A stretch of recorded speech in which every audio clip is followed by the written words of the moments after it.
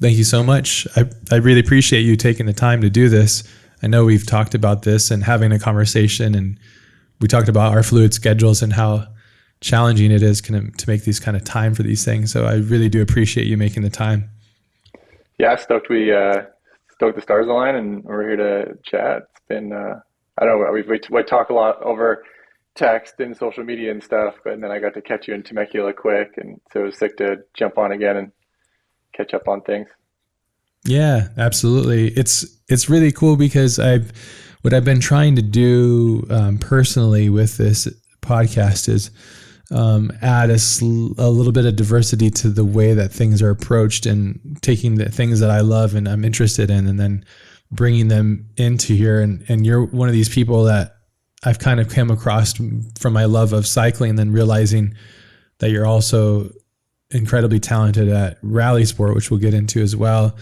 And it's really cool. On top of that, we can talk a little bit about like how you built up your own image, and how I can tell how thoughtful you are about how you approach things. And but it's really good, I think, for people that are normally attending this episode or these podcasts. They're looking for art focused centric things, and it's good that we're adding these other kind of outside things, because I really do believe that what you do is an art form through and through, and your art is just a different medium. But for those that aren't aware of who you are, how do you explain to like people like who you are and what you do? Yeah, I mean, I usually would just say I'm like an athlete, very generically, mountain bike athlete, motorsports athlete. There's obviously like more in-depth levels of what I really do, like obviously incorporating some of the production side of things to my work, whether bike or motorsport. I like to be a part of the creative process and those things, and I kind of produce majority of my content and projects and things we put out to the world. So that's that, it's another passion of mine, and hobbies like photography and things that kind of align with that. And then motorsport was always just a hobby other than mountain biking, which then ended up growing into more than just a hobby, but racing for Subaru Motorsports as a factory driver, and then doing some automotive commercial work and kind of like fun side stuff that I never thought I'd get to do. But mainly mountain biking's been my day-to-day career for close to 20 years now. So yeah, I'd say I'm just a mountain biker. I love how humble you are too. If you're listening to this, I would say maybe take a moment. We'll put links in the show notes so you can see his amazing talent and play. It doesn't make a lot of sense, and when somebody's so brilliant at something, they make it look easy. That's how I really define when I think of somebody's mastery. When I see it, and I'm like, how do they make something so complicated look so easy? And that's really you mentioned 20 years. You've put your 20,000 hours in, potentially, which is really awesome. And you've turned something that would normally be in the context of the world and the average consumer would be like, quote unquote, a hobby, but you've turned it into this, you've amassed this insane, I don't even know how to explain it. Like the way that you've approached it, the art form that you're doing with your writing. And I think it's just like taken on a life of its own. Would you agree? Yeah. I mean, I'm very much like a purist. Like I like to do things a specific, and it's more like how I feel like things should be put out to the world of people. Like obviously, like I can pick things apart because I do it all day, and I'm so picky, and I see the little details, and I'm like, I don't like that. I want to improve that. I want to improve that, and so it's for me, it's being able to, get to like the end of a project or a certain type of riding where I'm really happy with what I've done, and then being able to, whatever the final product is, whether it's someone watching me at an event or it's a video project or whatever, it's like giving people like the best project I possibly can, and like just well thought out without cutting corners or doing something that feels like not organic or like core to mountain biking. Like I think some of that has actually come across And that's probably what you're talking about is, I'm really happy to hear that too, that, maybe that's the part that seems like it really catches people's attention because it's a little different, or maybe it's more methodical or something like that. But yeah, I think it's really just like the purist in me and like seeking out the best out of everything, and never quite being totally pleased with every piece of work. Mm. Yeah, seeking the best. I can feel that for sure. I feel like when I see the things that you put out, it's distilled. Does that make sense? That's probably the word I would say. Like you've distilled this summation of 20 years of this experience, this passion, and you put it into these seconds of footage for the rest of us to consume and to be inspired by. Having tried mountain bike, having ridden bikes my whole life, still riding bikes, like there's a thing that happens to you in your mind and your body when you become one with a bike. It's a spiritual thing. It's hard to really put to words what it is. Absolutely. I think you know it. Obviously, you know it. I know it, but I've never gone beyond it just being like a love, a passion, and a hobby. And I actually kind of like that it stays there for me because I have an obsessive personality, and as you know, and as we talked about my current obsession, but I love that you're able to distill. And when I see the things that you create, I feel like they're so distilled. And this is kind of an example of the first time I encountered your work was I was just looking for inspiration. I was mountain biking a lot, and then I found out who you were. And I think a friend of mine might have sent me your work. And I think it was, I can't remember the name of the video, but there was no music, and it was just the sound of the bike and the freewheel spinning. And I was like, this is the best. Finally, somebody really understands what it sounds like when you're really, really, truly riding. And if you're really good and smooth at riding it, you just hear the sound of the wind and the tires and the freewheel, and everything else is just the flow state. And I love that. And you mentioned there's these keywords that you said: the best, not cutting corners, being happy, purity, organic, and seeking the best, basically. And I love that. Those are, I'm not sure if these are things that you meditate on, but I feel that in the work. I feel like even if you did a bunch of different takes of one move or one trick, I feel like you capture it and go, this is really probably the best version of that trick that I can acquire at this moment.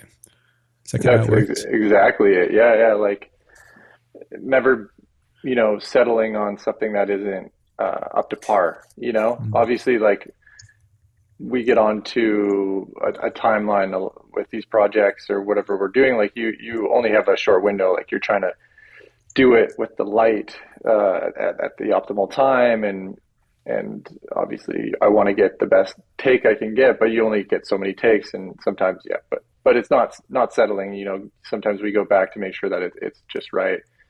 And that's exactly it. Is like I know how it should feel and it should sound and it should look because I've done it so many times preparing for those moments.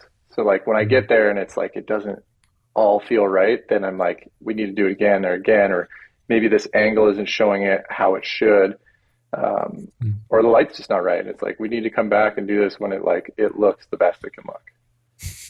I love that. It's really crazy to have somebody that like yourself that's multifaceted.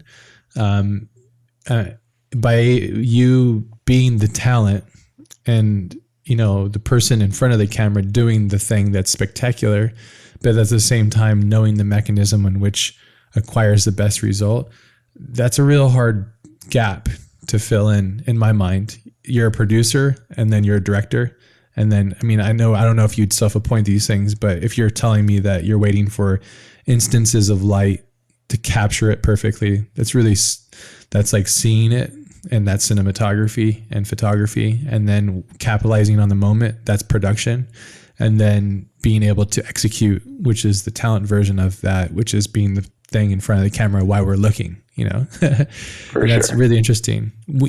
So for people that maybe don't understand the idiosyncrasies of this thing, let's maybe talk about a situation where you're building out a concept of a trick. Could you walk us through that? Like going to land, seeing it naturally, and then building tricks into it. How do you approach that? Totally. Even to take like a step just back real quick, like I would say I'm very lucky to have like really skilled friends and a group of talented filmmakers and photographers Mhm. and editors and things like that. So I would say, like you said, okay, like I produce, I direct a bit, you know, but it's so collaborative because Yeah. even on their end, like from the cinematography side, I lean on those dudes to be like, what trick's gonna look cool here? You know, like, Mhm. is my style good? Or like, do you need me to do it? You know, it's like Great. everyone collaborates and even like outside of their skill set because we are all passionate about it and we all understand it. Mhm. And then yeah, like so diving into trying to capture a certain moment, a certain trick, obviously from my end early on, like ideally I have a set plan when we come to like production. Um, we might, you know, I might be practicing at home and I'll set up a feature at home that I could practice a certain trick, and then I kind of get it dialed or close enough to where I feel confident that I could do it somewhere else. And then we might show up on set, we'll build set track, and I'll have these ideas for the features that I want to film. So we'll build it, try to make it look and ride how it's supposed to for the ideas I have in my head. And then when it comes to actually shooting it, you know, we'll, you know, pick the appropriate time and, you know, everyone will collaborate on angles, make sure this is going to show it the best. And we just we go for it from there, like try and get that moment. And it's just one foot in front of the other because it's this, you know, that's, you know, one moment out of 20, 30 moments we need to create, you know, even a short web piece, right? Hmm. I love that. And yeah, definitely I wasn't trying to say that you do everything all at once. And I do love like, and I got a chance to meet your friends who are also your collaborators when you guys we had breakfast that day. And it's so lovely to see that warmth in the collaborative experience because it's not always there.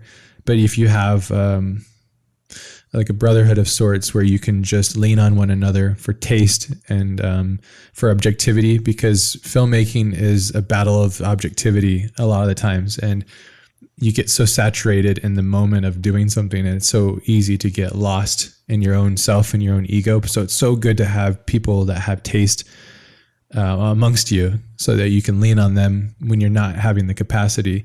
It's really hard for me to fathom. And I think it comes down to just the fact that you have a sheer will.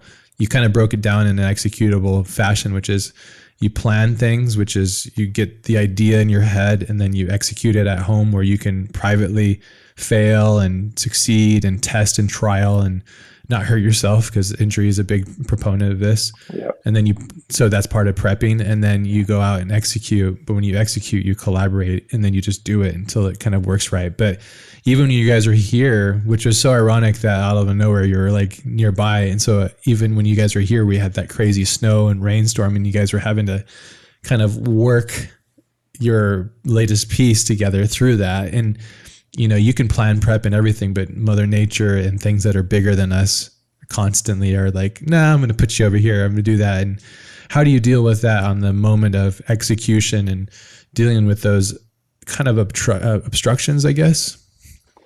Yeah, I mean, it kind of just comes with the territory as well, like being an Yeah. athlete or you know, shooting in a scenario that's not controlled, you know, obviously outdoors.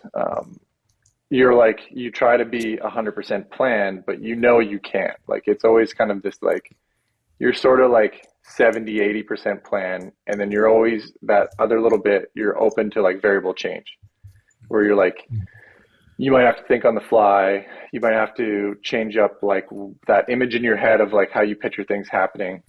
Um, so I think that I like just like you said with that shoot, and we had all this crazy snow in Southern California, which we would have Who would never have thought imagined. that? Exactly. At the exact time that you're trying to do what you're because you're Yeah, from Canada, so you're like you're used to that part of it, but then down you're yeah. like I'm going to go as far away as I can.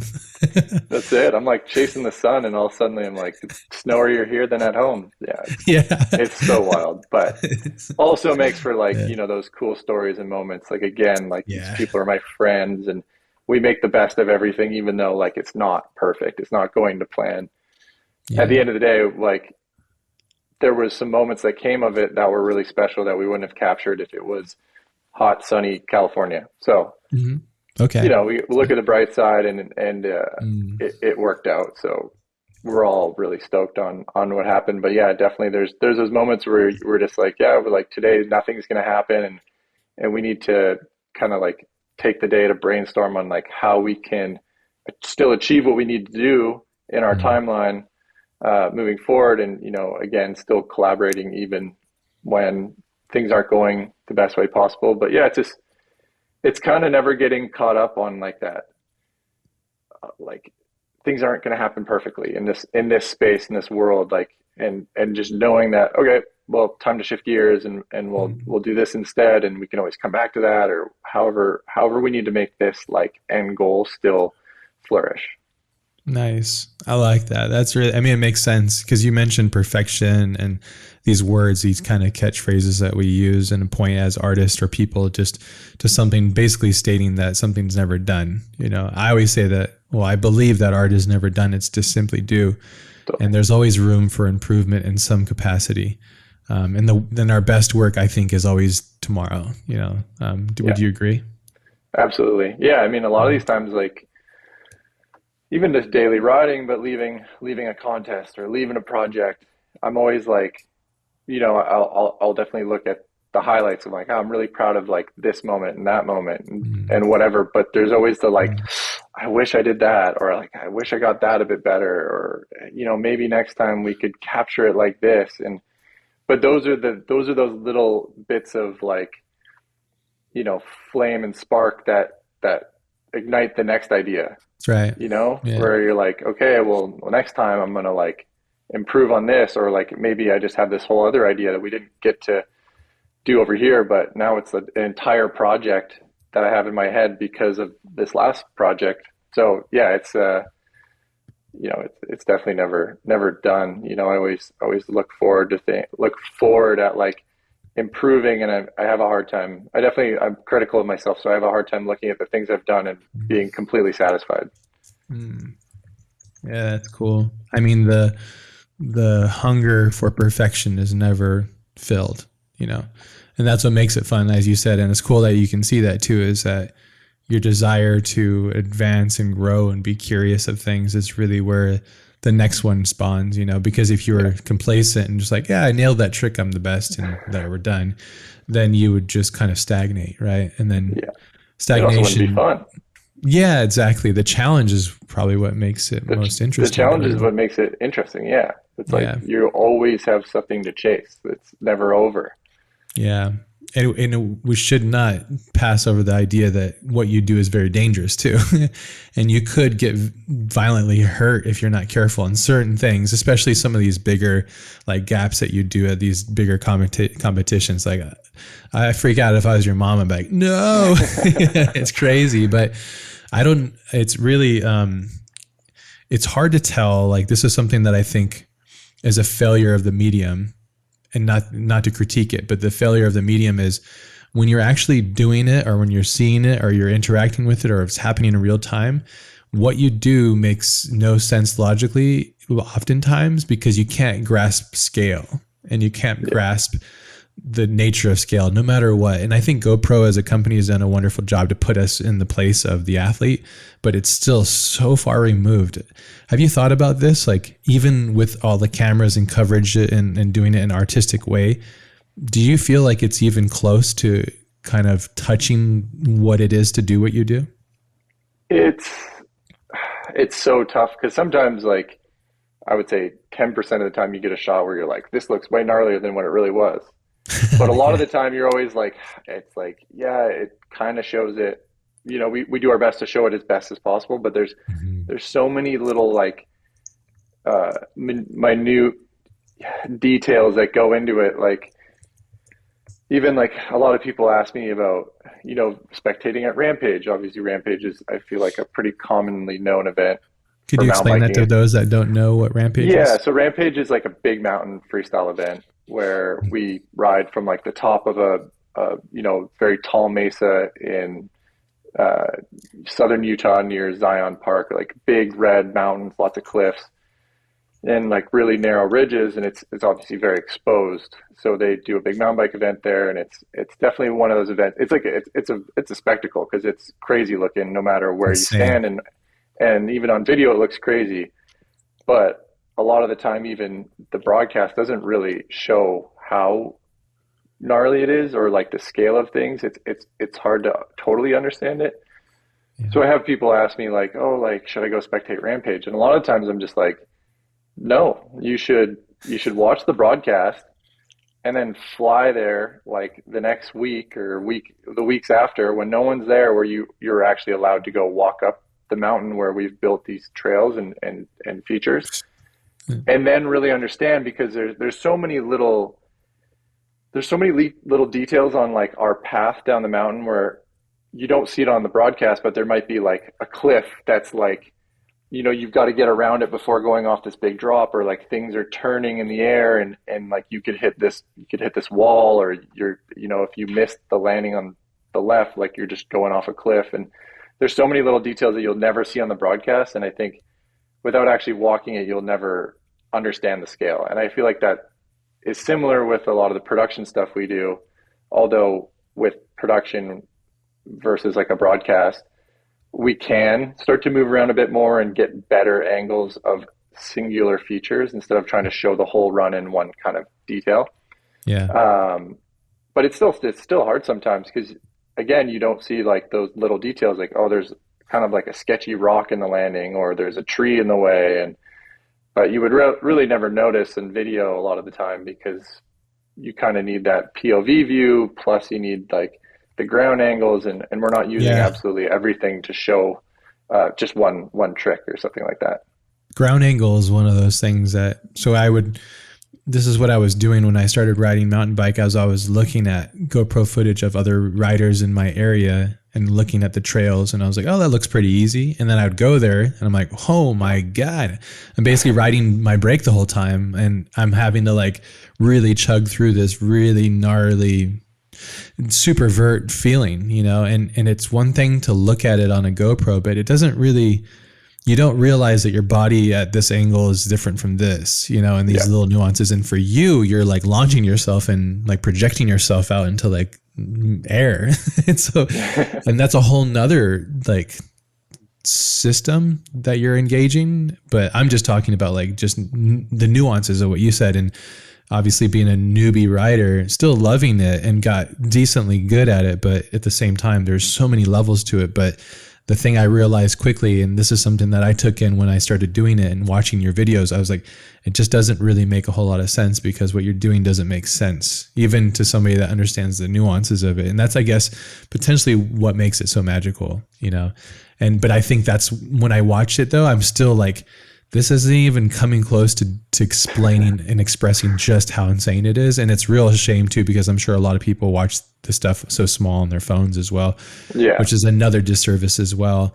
It would be really cool. Maybe there's a way to do it. And I don't know if, I'm sure somebody's done this or got somewhat close to it, but like had like a 360 HDRI live real time of the rider doing these things. But still then I still don't think it's even close, because then you're missing the synergy of bike and body and mind and matter and weight and inertia and all of those things. It's fascinating stuff too, to me. It's like perplexing. It's literally totally perplexing. You need it to be like just massive to really take it in, right? Because you have like a GoPro where you're like, you get the perspective, but then the angle's so wide where you start to lose the sense of like the tire against the terrain, it's like, it's almost too wide to really take everything in, although you're like in the bike, which is really cool. And then you get on the ground and you're right there with the rider, then you can start to see like, the details in the terrain, like what you're kind of like the rider's up against. But yeah, it's so hard to capture that stuff perfectly through video, even though you can do some things so beautifully with it, where like it can explain things that you can't, that you wouldn't experience on a bike either. So that's like kind of the other part I really like about it, is like, there's, with filmmaking, there's things that I like, just me riding alone, I can't create. but you can create almost this whole nother world and culture around mountain biking with editing and how you capture it. So yeah, Mhm. it's pretty cool. That's a cool way of looking at it too. It's like it might not be able to capture like the raw nuance of what it is to be you, but there's a way to use the power of cinema, editing, timing, music, score, all of these things, whatever it might be, to create something completely different. Because that Yeah. allows you to do multiple takes and then pick the best one and the best moment of a thing and be able to zoom in on something and like capture that essence and stuff. So, but yeah, if it's really, yeah, it's hard to really fathom and put to your Yeah. mind to these things. It's invoking those emotions of people that watch it. Obviously, like a lot of the stuff I do is mainly tailored to people that mountain bike or core audience. Obviously, we want people in the mainstream to watch it and love it and enjoy it or maybe get interested in mountain biking because of it. But it Yeah. is like for me when I look at a project, I'm like I have a lot of boxes I like to tick. And there's obviously like the areas where you want it to bring up some emotion, you want people to like what they hear, and then you want the tricks where people like are trying to wrap their head around it, Mhm. like they maybe it doesn't make sense to them, and it's like the wow tricks. But then even the parts that maybe the riding is more simple, but it has like a certain style, or you know, it just it feels like cool, and it feels like you understand the flow and like the finesse of it. Whereas like you kind of feel like if I can check all those boxes, then you've kind of created like a well-rounded piece Mhm. that's worth putting out to the world. Yeah, it's a high. If you're a filmmaker, it's I think it's one of the highest parts of the responsibility in my mind is to respect your audience, number one, and then command their respect by showing them something worth them sitting through. You know, Yeah, and that's super tough to do. Have you totally. watched the documentary "Until the Wheels Fall Off" about Tony Yeah, Hawk? yeah. What do you think of that? I thought it was pretty rad. Yeah, I Mm. was stoked on it. Yeah, I felt like I think Sam he does a podcast as well. Armchair, I can't remember his name. I think it's Sam, but anyways, he's the filmmaker of the document, and I felt it was the things I took away from it is I didn't realize how deep that Tony's life went. I knew it did because I grew up in that same era. My brother used to skate with him, and I kind of remember those moments from my childhood. And I knew that he had a hard time because he was so different, but I didn't realize his dad was so involved in all these things. But anyways, the thing that I really appreciated about that documentary about capturing that athlete, Tony Hawk, who's quite a brilliant, is his Of possession. course. He was so possessed, and Still. yeah, to this day, he's like, and I love it, but I also like, I think that it was a beautiful way of showing like how damaging it can be to somebody to be Yeah, so yeah, possessed by something, and the lack of balance that possession can create in one life. And I'm not trying to judge him in any way because he's an absolute god to what he's done, but it's simply because I think his possession is. I felt like it was really interesting to see that side of the sport and to see these guys who have been doing it since they were young boys and now being older men still possessed is really interesting. So yeah. yeah. I mean, like, and it's not just sport. Like anything, if you do it that long, like there has to be some level of Mm.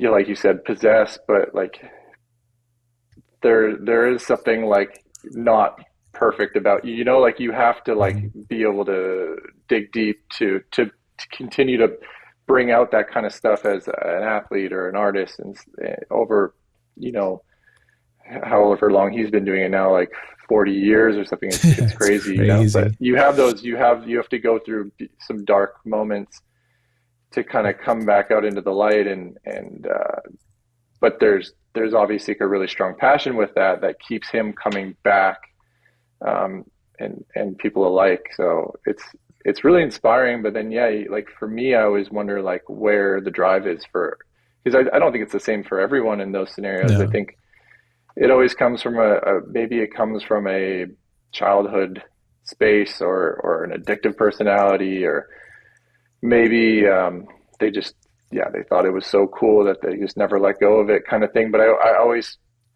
find It's it so deeper than interesting that. in like where, yeah, like where are like individual people in those spaces getting their passion, their drive? Because I feel like all of us can kind of pull from that a little bit too, you know, that they've been able to continue to push through, you know, the hardships of their careers and passions.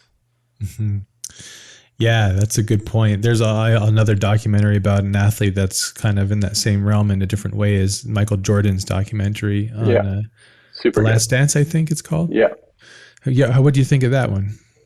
I thought it was great. And you know, I liked how they didn't really like kind of what I'm saying is like there was darker times and like the darker parts of the personality that make him the athlete that he is, like how he pushed the team, how he, you know, maybe wasn't the most liked at all times, but it helped get the most out of everyone around him and help him accomplish his goals and become this icon that, you know, that he is. So I think that part, I like that they didn't cut that part out and just make him look like the Same. hero the whole time, you know, because you're like, Yeah, those are kind of the parts that, you know, they're really I, important. yeah, they're really important. And it's like kind of funny because it's like, they always say, don't meet your heroes. And it's like, it's kind of like that. That's the reason, because like it does take more than just being this perfect person to reach those heights, you know, like there's going to be times where you don't like things is, yeah, you're like, you're crazy about things and maybe you're not stoked on like how you had to accomplish it, or like you learn as a human and you grow and you're like, okay, like I don't want to do that next time, like that's not me. Or I feel like there's just those things that bring you back down to earth and make those people more, yeah, human and not just these like, yeah, fictional characters, superheroes. Yeah, it's a dangerous place for an athlete or anybody in the public space to become more than just a human, because then you're subjective to what people think of you, and that's not really who you are, and then you become something larger than yourself. There's a give and take, I think, with Totally. that, and I think it's a real dangerous slippery slope, and your ego can take away with it. But I agree, I love that was probably the thing I garnished and take away most, and I had more respect for him, that he was an asshole and he was hard on his team.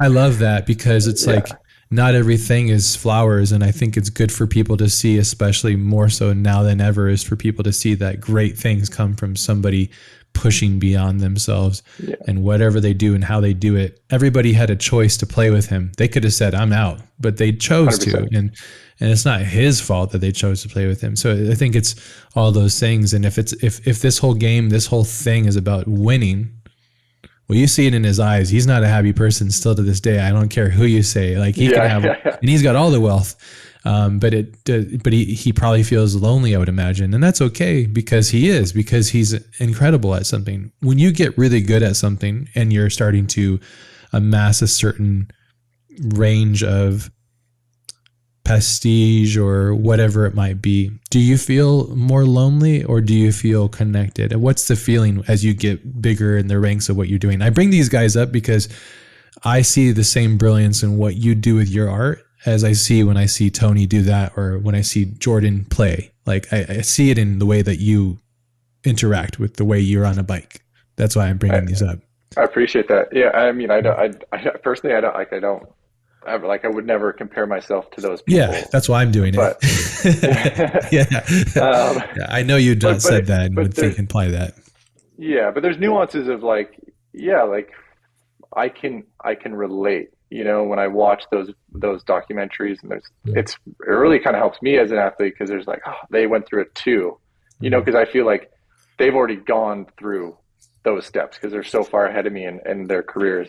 Whereas like I feel like I'm maybe only, you know, halfway through and still experiencing these things for the first time.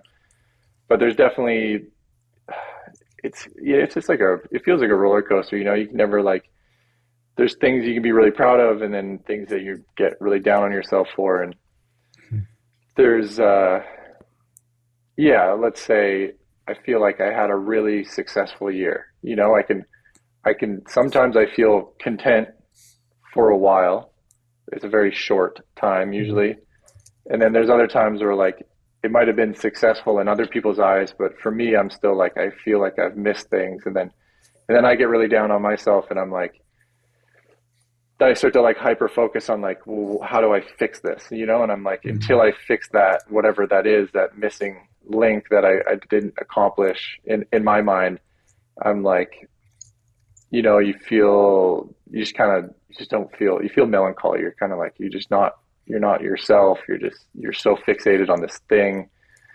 And then there's also the aspect of like, when you do kind of reach like a high level and you're kind of at the top, you feel more fragile as well, because it's so easy to be taken down, because you know how hard it is to, you know, climb back up to the top. It's like, that's the hardest part. But as soon as you've kind of reached that level where you're like, wow, feel like I've done something really special, it's like the next thing, you know, you're kind of like, it's going to be way harder to go above this than just get pushed back down the ladder. So there is that kind of level of it too, is like trying to maintain an area as an athlete where you can consistently feel good about what you're doing. I would say a happy athlete yields better results almost always too. Agreed, 100%. And when you don't have that pressure, and when you don't have that pressure in the back of your head and you're just doing things like comfortably, like without and that added, chirping in your ear or whatever, it almost comes easier and things happen naturally. But as soon as you have that pressure behind you, it's things can fall apart, because it's too many stressors. Like, and then like every athlete's got to go through that, and then you can persevere through that, but it's not easier. It's definitely makes things a lot more challenging. Do you sometimes regret choosing the route that you have with being an athlete? No, definitely not. I mean, there's times where like you get injured and you're just like, why am I doing this? This is like, you know, is this even worth it? But those are very short thoughts in my head. Like, because quickly I realized like the amazing people that are around me because of my sport, and like the amazing experiences that I've got to do. And like, I'm literally living like my childhood dream as a, like, you know, it's like I can comfortably live off this thing that I never thought was a reality. So it's, you know, even if it ended and I had to start from square one and get a job and go to school or whatever, it's like, I wouldn't give up those experiences for, you know, for really anything. Like, it's definitely not worth the wealth. Like, I feel like I've made some okay money doing what I'm doing, but I'm like, it's like, it's always come back to like the lifestyle. Like, if I had gone to school and became a doctor, I'd be spending on the money trying to have the lifestyle I have now. So I'm like, I could be broke as long as I can continue to live this lifestyle and be like completely happy. So that's kind of the thing that always like keeps me going, is like, I'm super fortunate, and obviously, you know, I'd rather take those risks than live a life that I don't totally love. So I love that. Beautiful. I mean, I know it's a tough question, but at the same time, the way that you've exposed this thing about your life, which is great, and you being able to have manifested this reality by your own actions, which is something that no one could ever take away from you. And that's something that when you have a well of wealth within yourself that you can constantly tap into, then you really have a vibrant life. I feel, you know, it's like, no one could squander that, only you, but you've already amassed so much that would probably take a lot to undo that, you know. You mentioned, and I've been typing some thoughts as you go. I love it. Your stream of consciousness is so pure. Your content, being content, a contentious cycle. You mentioned having those. When in your cycle of, you know, your possession of making a trick or executing one of the many videos and things that you've done, or doing one of the like tournaments or stuff like that. Where's the content cycle fit in that? Usually, like, I mean, obviously right after achieving something, and within that moment, whether it's like the feeling of doing it, or you're seeing like the clip of yourself doing it, or whatever it might be, I'd say like that moment's really good. And then like a short period after that, but then it could literally even be like the time it took from, say we filmed a clip and I did a new trick, or I did something in like a way that I've always wanted to do it, and we're fired up, we got it. and I watch it, say on the camera, and I'm like, yep, that was it. Okay, I'm happy.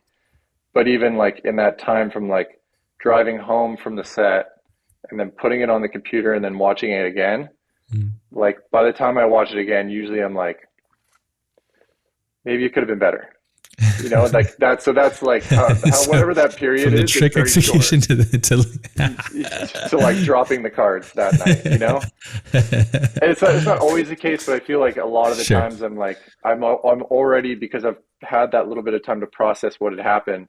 Hmm. I'm like, maybe then I start to think maybe there's more. Like Mm. what could have, what could be more? What is that next step? So yeah, sometimes it's really short lived. Mm. Yeah, it can be, which is good. Which makes it special, I think. And I think what I'm trying to do is distill all these ideas because you're a prolific person and you're doing these things, but there's a mechanism within you that allows you to have this trait that very few people have, which is this possessive trait. That's why I asked about the content cycle, because if it was very long, it would be interesting, but I didn't imagine it to be very long. And it turns out it's from executing the trick to the drive home. So it's Yeah. very small. How does it work for you? Do you, as an athlete, rest is very important, of course, rest and recovery of some sort. What does that look like for you? And do you do certain types of rhythms of training and then rest, or does that work for you at all? Or how do you, because riding and mountain biking is a little bit different, say from like powerlifting or something where you can be much more quantified, but what's your rhythm of training like? For sure. I mean, I would say I'm probably on the side of overdoing it than underdoing it. And I, and again, like just in my day to day riding, it's variable as well, because if there's like a week of rain and I can only accomplish so much, like maybe I dig a little bit and I get to ride when there's a window or something like that, Mm. then I get more rest. But if it's like, if the weather's nice and I can be riding, then I'm riding. But I also know, I kind of know my windows for that. Like, a morning session and an evening session and probably a few hours each. And that would be like, I can accomplish things in those windows.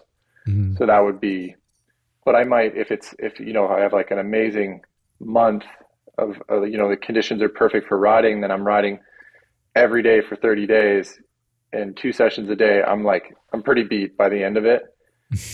Yeah. But it's hard for me to like pass up an opportunity where like, even like maybe on those days where I am a bit tired and I know I'm not going to have like the most amazing session, but I can still go like play around on something. And it's just like, it gets my brain going on like, well, what's the next thing I could try, or what could I play with here that I haven't done with in a while? And maybe just like, even those sessions where I'm like tired and I'm not riding great, but I'll come up with an idea that I can come back to when I have some energy or I have the right location.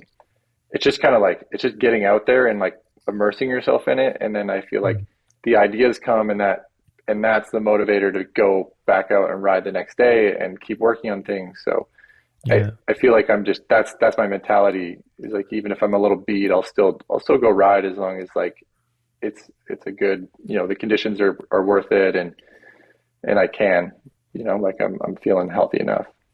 What's your ratio of riding for joy, or the thrill of just purely riding as you did when you were a kid? It's tough. Like, I feel like it is, like it always is for joy, but then there's, when I'm on a project, it becomes serious, because there's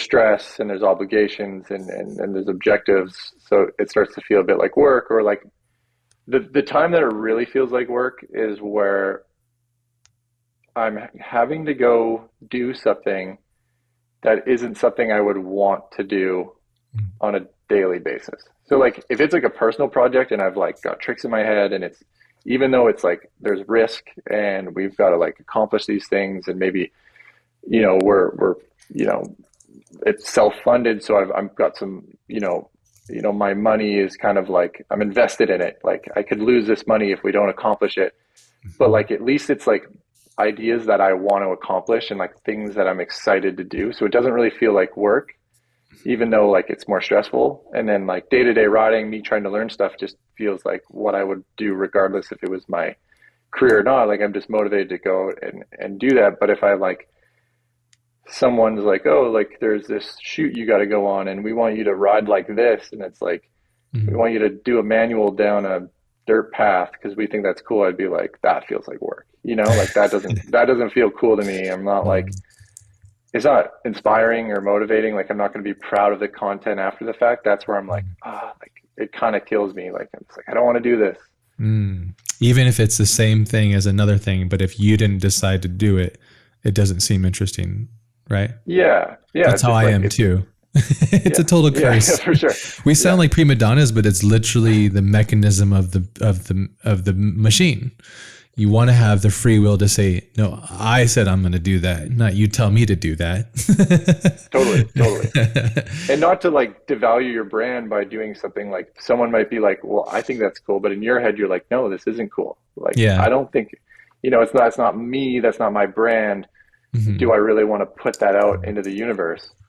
So yeah, you're very cognizant of that too, which is one thing I really love, and something we will touch back on is that you, with a lot of the things that you do and put out in the world, you double down on yourself. And this is something that I also admire, because if there's anybody that's ever, I always say this, like if anybody's going to put a risk on them, it's like if anybody, then it's got to be yourself on yourself, you know, and you double down. Yeah. So a lot of the content that you build and share with the world, like it's self-funded from the money that you've acquired. Then you bring in your friends and the gear and the things you need and the time you need. And that's why the crush happens, but then you're the one that decides it. So it's kind of like, it's a win-win in a sense, as long as you don't tap in too hard, you know. It's similar, like it's interesting because that's how I approach filmmaking. It's like all self-funded with friends, and it's so pure that way, but then the pressure's so high, you know? So it's like, I feel like that's when you're going to have the best experience and also create that's really special content, you know, because like spending mom and dad's money for things. It's like, you're not, and I say mom and dad as a figure of source, because like you could say it's a studio or whatever, a brand. And that's always amazing and nice when somebody's willing to support you that way. But there's a different sense of urgency and importance when it's you putting yourself, not only the trick or the film or the thing on the line. It's like all of those things, the pressure cooker creates the diamond, you know? Yeah. Yeah. You become like so much more invested in it, I find. It's kind of a necessary evil at times, but then, you know, there's other times where you get cool opportunities with the commercial work or a brand that has a cool idea, and they bring you outside your box a bit too, which is, true. I feel like another important part of it. Something I've learned more and more is like, I've done a lot of my personal projects. It's like, it's kind of good to have someone pushing you, whether it's a filmmaker or a brand or you know, even like a creative agency bringing an idea to the table, and you're like, and you trying to figure out like, how do I make this cool? Like they've planted a seed, but like in your head, you're like, you need to figure out like how is this going to be cool to you? Like at the end of the day, like how can I picture this coming across as like, you know, organic or, you know, just inspiring as an idea of the source from within. Yeah. That's a tough thing to do when you're in a space where art meets capitalism in a sense, you know, where art means money, where art meets timelines, where art meets spreadsheets, you know, these kind of things. And it somehow, depending on how you look at it, it could totally dissect and dilute the art, or you can be really super pure about it and then just execute. But it is a fine line, I would say too. You have a real essence about your personal brand. And I can see that within yourself now, that there's a sense of control in a good way, that what you put out, you want it to represent yourself. How do you know, and this is probably a hard question to ask, but how do you know when something's worthy of sharing with the people that admire you? It's just kind of like a feeling, you know, like and then I'm critical of, there's probably a lot of stuff I don't put out because I'm like even like a social media post, sometimes I'm like, I'll start to be like, oh, this is kind of cool. And then by the time I've written caption and like done the whole thing, I'm like looking at the clip for the 10th time and I'm like, you know what? I don't like it anymore. It's just like, there's those times. How often does that more often happen? than you would, more often than you'd think. Yeah. Well, that's good. That means you're distilling. Yeah. And you're Yeah. finding the But best it's thing. usually like, if I can watch it and I'm like, I'm happy about it, then I Sure. feel like it's worth sharing. Like, Hmm. if Less if is I can more. picture myself in someone else's shoes being like, whoa, that was cool, or like what he did was impressive, or I like how it was created, then yeah, like if I can get to the end of the chain of whatever process it is to putting it out to the world and I'm still stoked on it, then it's good. Is there But something with your personal brand that you wish you could do, but you haven't been able to do yet? yeah, I mean, always there's always things to Mm. improve on. Yeah. Um, The I theme feel of like the there's a lot of podcast. areas. Yeah, totally. I feel like there's a lot of areas where like I could capitalize more on the things I am doing, because you spend a lot of time on things, and you spend a lot of preparation as well to get to these points, and then sometimes I feel like, oh, like we should have captured this, or there should have been like an alternate kind of thing attached to this other thing we were doing, or maybe just even capturing the process a little bit more at times. Like I feel like sometimes, as much as I don't really love behind the scenes type stuff, Hmm. because I feel like sometimes it's a distraction from like the end goal. There are stories within all that can give that end goal a lot more context. Yeah. So there's times, but then it's like it's always, you don't know when this stuff's going to happen, and Hmm. like where those stories are going to unfold. So it is challenging, but I've tried more and more to just, even where I can, just like, let's just do things and see what happens, and at least we have it, and if we don't like it, then we just don't even put it out or whatever. But trying to be a little bit more like cognitive about, this stuff could happen. Like there could be cool moments that might make these big moments even better. And then finding, there's the other side of it is like when we release content or release these moments, um, I was always like, up until the last few years, I feel like I was so focused on just creating the content and not worrying about what happened with the content after the fact. I was just like, for me, it was all about just getting it done, because I had this idea in my head and I just need to like get it out. But now being a little bit more, thought out about, where do I want to see this content? Where does this content belong? Who's the audience that I want watching it? Um, and then putting a little bit more emphasis on that, like on the release, and being a bit more patient with um, making sure it all goes out at the right time, and to the right people. Hmm. It's really hard to do, but it's a beautiful place to be in, where we have the access to the internet. And it allows people like ourselves, these little islands, to have some sort of sovereignty in this like little niche of the world, using like platforms like Instagram and YouTube and all those kind of things. Do you feel like you're utilizing it to the capacity, or do you always, I mean, I guess I keep asking the same question, but it's like there's always going to be more. But Yeah. what's one of the things that these new tools have offered you or showed you that like gives you your ability to kind of do what you want to do? Is it the reach of Yeah. it, or the connection to a larger group of people, or? I mean, it's obviously like the reach is super important, but Mm. like, and then it's sustaining it with being able to connect with people also on these especially social media spaces, Yeah. um, continuously connecting and keeping people engaged so that they continue to support and follow you, and then give me the abilities, with their support, it gives me the abilities to keep doing it. So it's a, you know, continuous cycle. I would say, as far as like, there's so much that changed in the media space in the last, decade. I would say I'm definitely not capitalizing on it, but that's kind of where I feel like my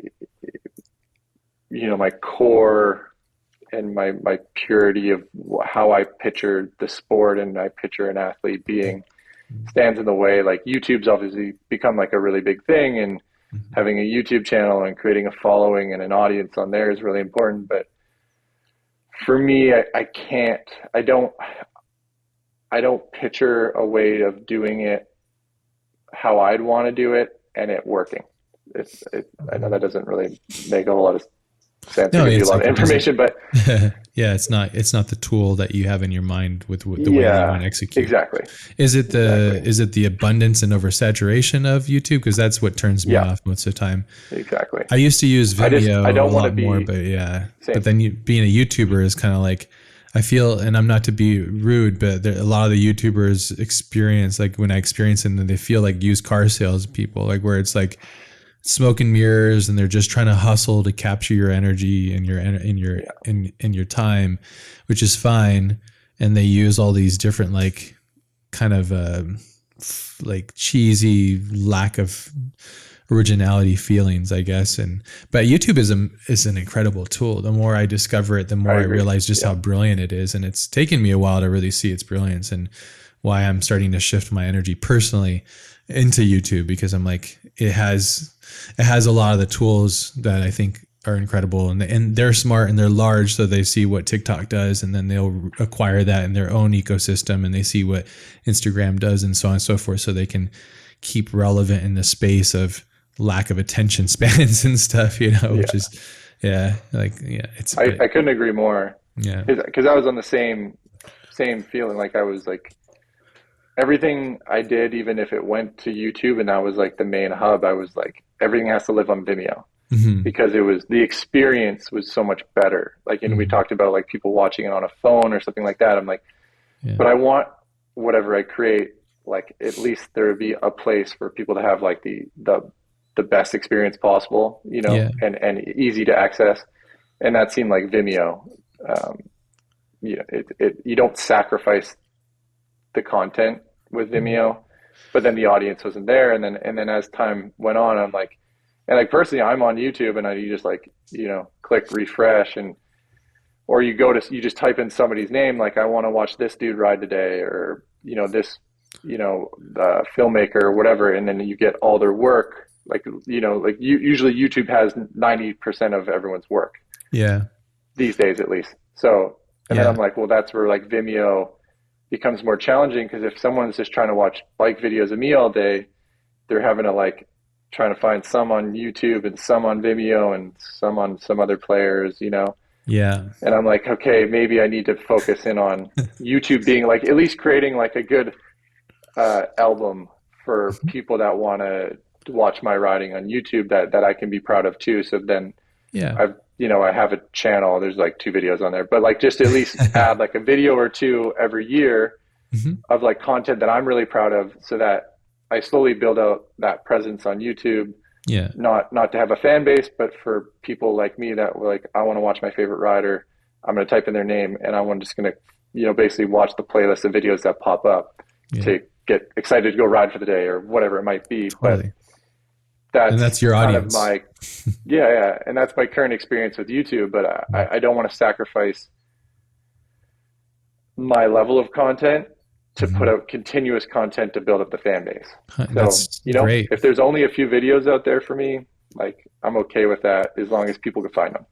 Well, I think that what you're saying is quality over quantity kind of thing. And YouTube's Exactly. all about quantity over quality a lot of the times, unfortunately. And it's just like bash it out, kind of get it out. And I think what I'm starting to see and how I feel, because I actually tend to watch more YouTube than most anything nowadays, because it's so much more. I can watch, like last night I was watching documentaries on how like this crazy submarine, the latest, biggest submarine in American Navy is built. And it's just like insane. It can be underwater for 6 months and live without refueling for 27 years or so. I'm like, how is this possible? Anyways, I love That's those crazy. things because my brain just gets turned on by so many different things, and I love the stimulus, but I couldn't, the old way of doing that is going like on History Channel and maybe watching something about, or engineering show or something. But like YouTube has just been like, I think you said it perfectly. It's got the library is larger and it can allow you to get to the thing faster, but then the cost is quality. But this is where I'm thinking, and this is just me personally, as I'm starting to go into this venture, is you control the quality and the It's quantity. true. Yeah. Your stuff might not trend amongst the algorithm of how YouTube works, is their whole thing is get people here and keep as many people here as long as possible. So we'll build an algorithm to feed that. And unfortunately, that's just kept up with all the garish, like candy kind of stuff. And so everything that's kind of bad rises. But I do still feel deep in my heart, and I could be a complete romantic idiot, but I feel like, and this is where I'm seeing the difference between these two platforms, because I've been using Vimeo since the beginning and I still use Vimeo, but I feel like what I've noticed with YouTube in a sense of being a content creator on the internet space is that YouTube just has more tools, I think, and the bigger way to get to people. But it's up to us if we want to share things there and how much we want to share it. So, and the people that love and see what you do, like, they'll love and support it no matter what, you know? So that's just my thing, but yeah. No, so, I agree with that. And like you said, I do agree, if people, no matter where I put my content, I think people will always support, like at least the core fan base will be stoked. Yeah.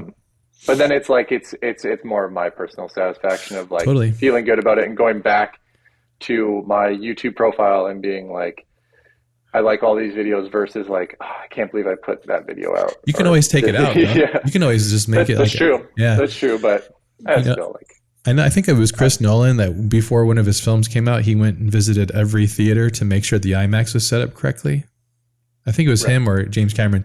There's a level that you respect your audience to the level, but it also can be, be a hindrance unless you are really cautious of it. But I guess it just comes down to what your comfort level is, It's like, I'm just looking at the trends, and that's why I'm talking about this, because like having been a Vimeo user for so long and then like seeing how YouTube is just kind of taken off to be its own thing, which is wonderful. And it'll eventually have its due and something else might come up. And, it's really what it's doing is just feeding consumption. It's like why TikTok and things like that. I don't use those, so I can't critique it too much, but I know basically what it is, but it's just short form, quick dopamine, addictive, scrolly kind of stuff, but that's for a certain demographic. But I really do firmly believe, and I think we talked about this as I released Chimera, I think there's a fan base that people that really like this different way of experiencing things, and you put those little testers out there.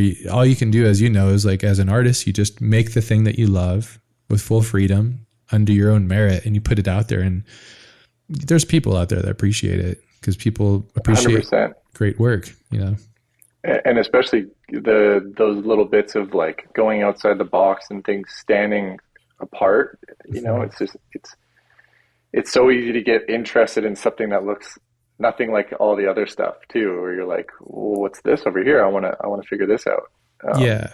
So it's always trying to obviously not create the same thing over and over. If you can start to create things that have a different look and a different style and like something that stands out from the rest, or a narrative that's different than what you've heard before, that's obviously the best way to get people's attention. But it's challenging these days with like how much content's out there and how do you stand out. So I think obviously people are going to grab onto those really unique ideas, with both hands. Do you feel there's a pressure with the amount of people that follow you to continually feed them your brand? I think there's a balance. I mean, there's always a pressure, because short attention spans more than ever. I think people kind of can easily just like not really. It's like, if you're consistent with it, I feel like the fan base like rolls with it really quick, because it's like they're already like thinking about you, and they're already like excited about things you're doing if it's done right. But as soon as you leave like that gap, it's hard to get everyone back like really engaging. Like obviously they'll see it, but it's like having that steady engagement. I find there is kind of like a bit of a window. Like I can roll out like a big project every 2 to 3 months, and I feel like I don't get the sense from the fan base that like, oh, I've been gone, if that's the gap. But if it goes longer than that, I start to feel like, the fan base, some people might be like, oh, like finally a project, or like, oh, I didn't know he was like doing this anymore. So, you know, like if it's like Oh, five, you six still ride months, a bike? Wow. Okay. yeah, Yeah. Like, totally. yeah, I'm still Yeah, yeah, here. yeah. But yeah, it's kind of like if I can put out a, you know, and that's the goal always is like, you know, we'll spend a month, a couple weeks to a month on a project and then kind of like give ourselves a break and think about the next idea and prepare for the next idea. And then hopefully in another month or two, we start on the next one. And if I can have like 4 or 5 projects throughout the year, I feel like that's a good flow of content and content I'm proud of at least.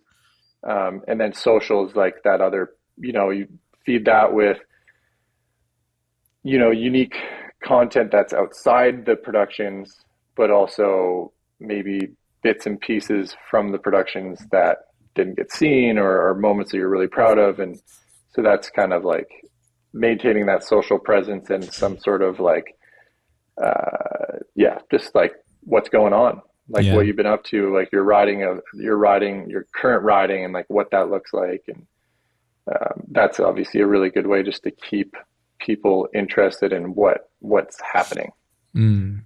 Yeah. I mean, it's tough because it's like sometimes because you realize, I mean, I think your process is like you meditate, gestate on the concept, you go and execute, but art, that's great, takes time, it takes evolution. And if you don't have enough time between things, you're repeating yourself because you haven't allowed enough time to fail and learn. And then your style changes, but your style won't grow in leaps if you allow too much time or not enough time. Yeah. So it's like this perfect blend. And then, yeah, with the way that this system works in regards to keeping relevant is people like have a general, and we all do. I think we're all victim of it, that we just go like, oh yeah, that person's still doing those things. And I wonder what it is. I'm wondering, like, when I think about this stuff, like where the end is going to be and what that end is going to look like potentially, like not by end, like end of life. I'm just wondering, like, if we consume the things that we do, the rate that we do now, where is our cognitive ability going to be and where is our mental state going to be? You know? Yeah, or our expectations for content, like we should just be getting this all the time, you know? Yeah, that's the crazy thing. I know you experience this, I'm sure, with your fan base, is like they just demand it and expect it and act as if like this free thing that you're giving them is something that they deserved or something, you know? And it's like Totally. yeah. How do you deal with that? It's crazy. I mean, even think like that it's a challenge. Like for me, like I want the stuff I put on social, like I still want to be proud of it, but then there's a lot of times where I run into a situation where I'm like, well, I could save this for the next video part because it's unique. And then I don't want to like, you don't want to waste a good idea on something that's just going to get eaten up and spat out so fast, you know, where it's like you could put it along with like a bunch of other great ideas that might have a longer shelf life, or at least like it might actually be seen again, whereas like, you know, a lot of this stuff we put on social is like it's there and gone. And I think of it so much as an athlete, like when I watch other athletes that have, or even artists, like musicians, everything like that, just they get on like a roll of like putting out like so much good stuff, like it's like over and over. Like you're like, for me, I'm like, because I know how hard it is to do that, and you see these people and they just like, it's like a constant feed of like amazing stuff, and you're just like, this guy's on a roll, like this is crazy, how long is this gonna last, you know? Sure. It's but it's also inspiring, like, wow, this guy's doing all this stuff, like, okay, like I gotta step it up because you know, like obviously it's possible to do more. Yeah. But, yeah, almost always. Yeah. always, yeah. Almost always the case. It's always it's cool to be inspired by people, and it's cool to be humbled by people too, especially outside of your ranks of reality too, that are doing different things. I feel like I don't know, I stumbled on this like group of writers that come from LA and from like kind of like the ghetto, and then they just started crushing it, and they have a lot of adversities. And I was like watching, I found his feed and I was like, these guys, there's prolific people in every little niche of life. It's just a matter of finding them and like celebrating them as long as their intentions are pure, you know? And it just reminded me constantly, like there's a lot of unfortunately mediocre people that are just drifting through life that have aimless goals and don't want to take responsibility for the goals that they want. And then there's people that actually go after them. and there's this huge valley between the two, Right. in that personality thing, and because like I'm sure that you probably encountered it in different levels where people are, oh, I can do that, that's okay, like, yeah, okay, go do it. Yeah, totally. Make it happen. Yeah, you seem very action oriented. Do you have a system in which you operate with your time? Because you're quite prolific and you do a lot of different things. We haven't even talked about your rally sport skill and athleticism as well, and that's a whole other thing we'll get into in a minute. But do you have like a system in which you operate with your time? Do you set alarms? Do you have lists? Do you do it all mentally? How do you stay accountable for your own actions? I feel like I'm, maybe fly by the wind a little bit, just in the sense of like, there's maybe certain times that are good for learning certain things or achieving certain things. So I'm like, okay, this feels like the moment to go do this. So then I do that. But I definitely try to consistently feel productive. Like, even if it's like, I can't ride my bike, well, what can I do? Okay, I can get emails done. I can start planning the next shoot. I can, whatever, sort out things, personal things that I need to get done so that when I go away next and come home, I can just get right back to riding and things like that. So, I don't try and break it down too much. Like, I have my rough schedule and that changes often. Like we said, fluid schedules. Yeah. And, I'm definitely a to-do list guy. Like, because there's just so much going on. And then I'm like, if I'm like, oh yeah, I got to do this, it's just, I just write it down. And like, I get all the notes down, and then when I get those moments to sit down, I can like look at the list and be like, oh yeah, cool. I gotta just tackle this. And then I'll sit down and try and check those boxes. And that almost feels as good as like, making sure I get a good ride in on the bike. Like, that you feel productive. You're like, okay, cool. I'm working towards something. I'm one step closer to a goal. So, I would say I'm not super scheduled, but definitely physical writing on paper. I like to write things down. Yeah. Like, even like same trick lists, or like, even if I have it like on my phone, but like, nice. Yeah. But yeah, like, even if I've written it down on my phone, like, I'll actually like say like, we're going to shoot, and like, okay, there's a concept and I know what tricks I'm going to do. I'm going to write it out from like start to finish. Like, if I know like everything of like how I picture it, I want it to be, like, I'll literally write it out, and I'll put like how long I think, like, we're going to get 5 seconds for the 2 shots for this one trick I'm going to do. And then I'll try and build out the timeline and the whole video and everything. But I like to like see it on physical paper. It's like, it's hard for me to do it digitally. Yeah, there's a disconnect that happens with the digital space. That I have the same thing. I have a system that's kind of interesting. I've been adding to it. Would you like to know? I think you might like this. So I have the physical book, right?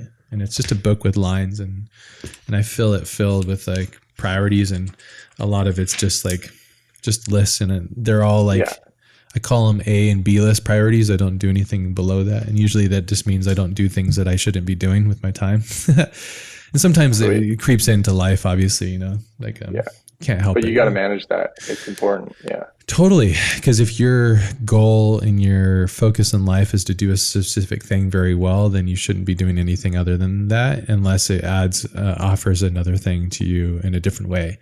And that can be as simple as like walking through the woods or taking a journey somewhere and experiencing that to give you a stimulation, But what I have been doing when I'm not around home, or my physical list, is I'll just have my phone, and I'll have in my notes, I'll just have a to-do list, and have the little circles on there. And if I wake up in the thing, I go, oh yeah, I need to do that, bam. And I just put it in. I have thousands of things, even if it's simple as like, walk my dog or whatever, but it seems to help because that means my phone's always with me. And then when I get to my physical list, I look back at it and write it down and go, okay, I need to do that. It's kind of tough because I just fill my day so filled with so many different things. And if I get at least 80% of what I'm goal to get done, it's normally like 300% better than most people or myself without this system. Seems to work okay, but that's like a little additive thing that I did. A lot of this comes from a couple books that I've read. One of them was, I mention it a lot in the podcast. It's called eat that frog, and it helps you, like the book helped me identify like different priorities, different tasks of priorities, like where to task the priorities. And because it gets so vague when you're going through life and you're trying to be prolific, but you don't know where to put your time. But this book really kind of helped me go like, just don't do things that you shouldn't have to be doing, and target in on it. Yeah, as simple as like not giving certain people your time that aren't really worth the time to talk. It's easy to do. Yeah, especially with like someone audience that maybe makes you feel not great, like, and then you give them your time, and you're like, well, I spent an hour with this person that doesn't like hasn't inspired me, or like maybe has a negative outlook, or maybe feel kind of off for the rest of the day, kind of thing. Yeah, and it's like, I shouldn't have spent my time. You got to know when to just be like, nah, it's not happening. Time vampires, what I call them. Yeah, totally. Well, that's always tough too, because especially if you're a nice person, it's tough to like not do those things. But at the same time, it's also good to, I guess that's just navigating life and understanding your value too. It takes a long time to understand your value, I feel. But yeah, those are like little mods that I do that I find is cool. But that's good that you write it down. I can picture you like manifesting and imagining and then drawing and writing out the flow of it. It's really a good way to approach it. I feel like you must go into the fourth dimension to come into our current dimension, and that's the mind and the imagination mind, or fourth dimension, or the infinite dimension, whatever you want to call it. So yeah. What would you describe as your favorite part of this whole process of creating things? Like when you put something out there to the world, what's your favorite? If you could just distill it down to that one moment, this is the most blissful moment of the process. It's honestly like having an idea, like obviously you've worked to like try and figure something out. And then it's kind of like the moment between having the idea and seeing the idea come to life. Like the start and end of it are kind of like funny, because you're like, the start of it, it's like, it's a process, and you're just whatever you're learning, and you're trying to dream up whatever it is. And then there's the final piece, which is always fun to put out, but like, I don't like, once there's a final piece, I'm already thinking about like the next thing. So I feel like that hasn't really it doesn't really get me super excited. But like when there's that moment of like, you've pictured it, you've done all the work to make it happen, and then you actually see it come to life, it's just like such a rewarding feeling of like, sick. Like it was more like that, just knowing that you could do it is like what I really like about it. It's like, all right, I was able to dream up this thing and make it a reality. Because there was obviously in the early stages, you don't know if it's possible yet. So I think that's like what really, again, it goes back to the challenge of things. Like you accomplished the challenge. You're like, well, I did it. I figured it out. Okay, on to the next one.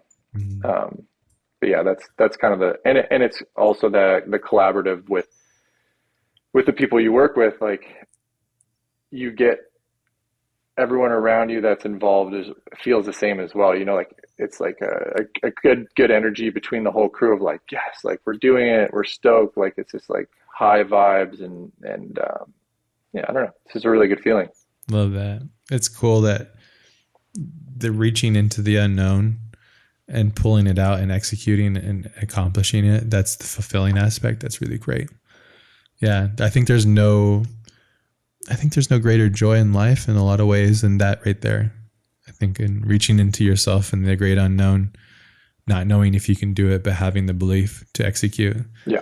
And I think that's a feeling that very few people really truly experience. And that's truly what I think life is worth living for in a lot of ways. 100%. Yeah. And if you distill it down that way, I think that's really what it is. Like it's just reaching within yourself. And yeah, that's really tricky. Would you say, you mentioned that you're really self-critical. Do you know where that comes from? Childhood or? Yeah, probably childhood. I got an older brother. He also rode mountain bikes professionally, and it was always like him and his friends were on the path of they're on like race mountain bikes, but there was definitely like they're older, they did everything better than me, and it was always like trying to get that respect from them, like, oh, you know what, he's actually pretty good, or like he did that good. Like that was always like definitely something I sought out, like from like him and his peers. He's like 7 years older, so obviously like a big gap. Like they're way better than I. Yeah, that's like my brother and I. Totally. Big gap.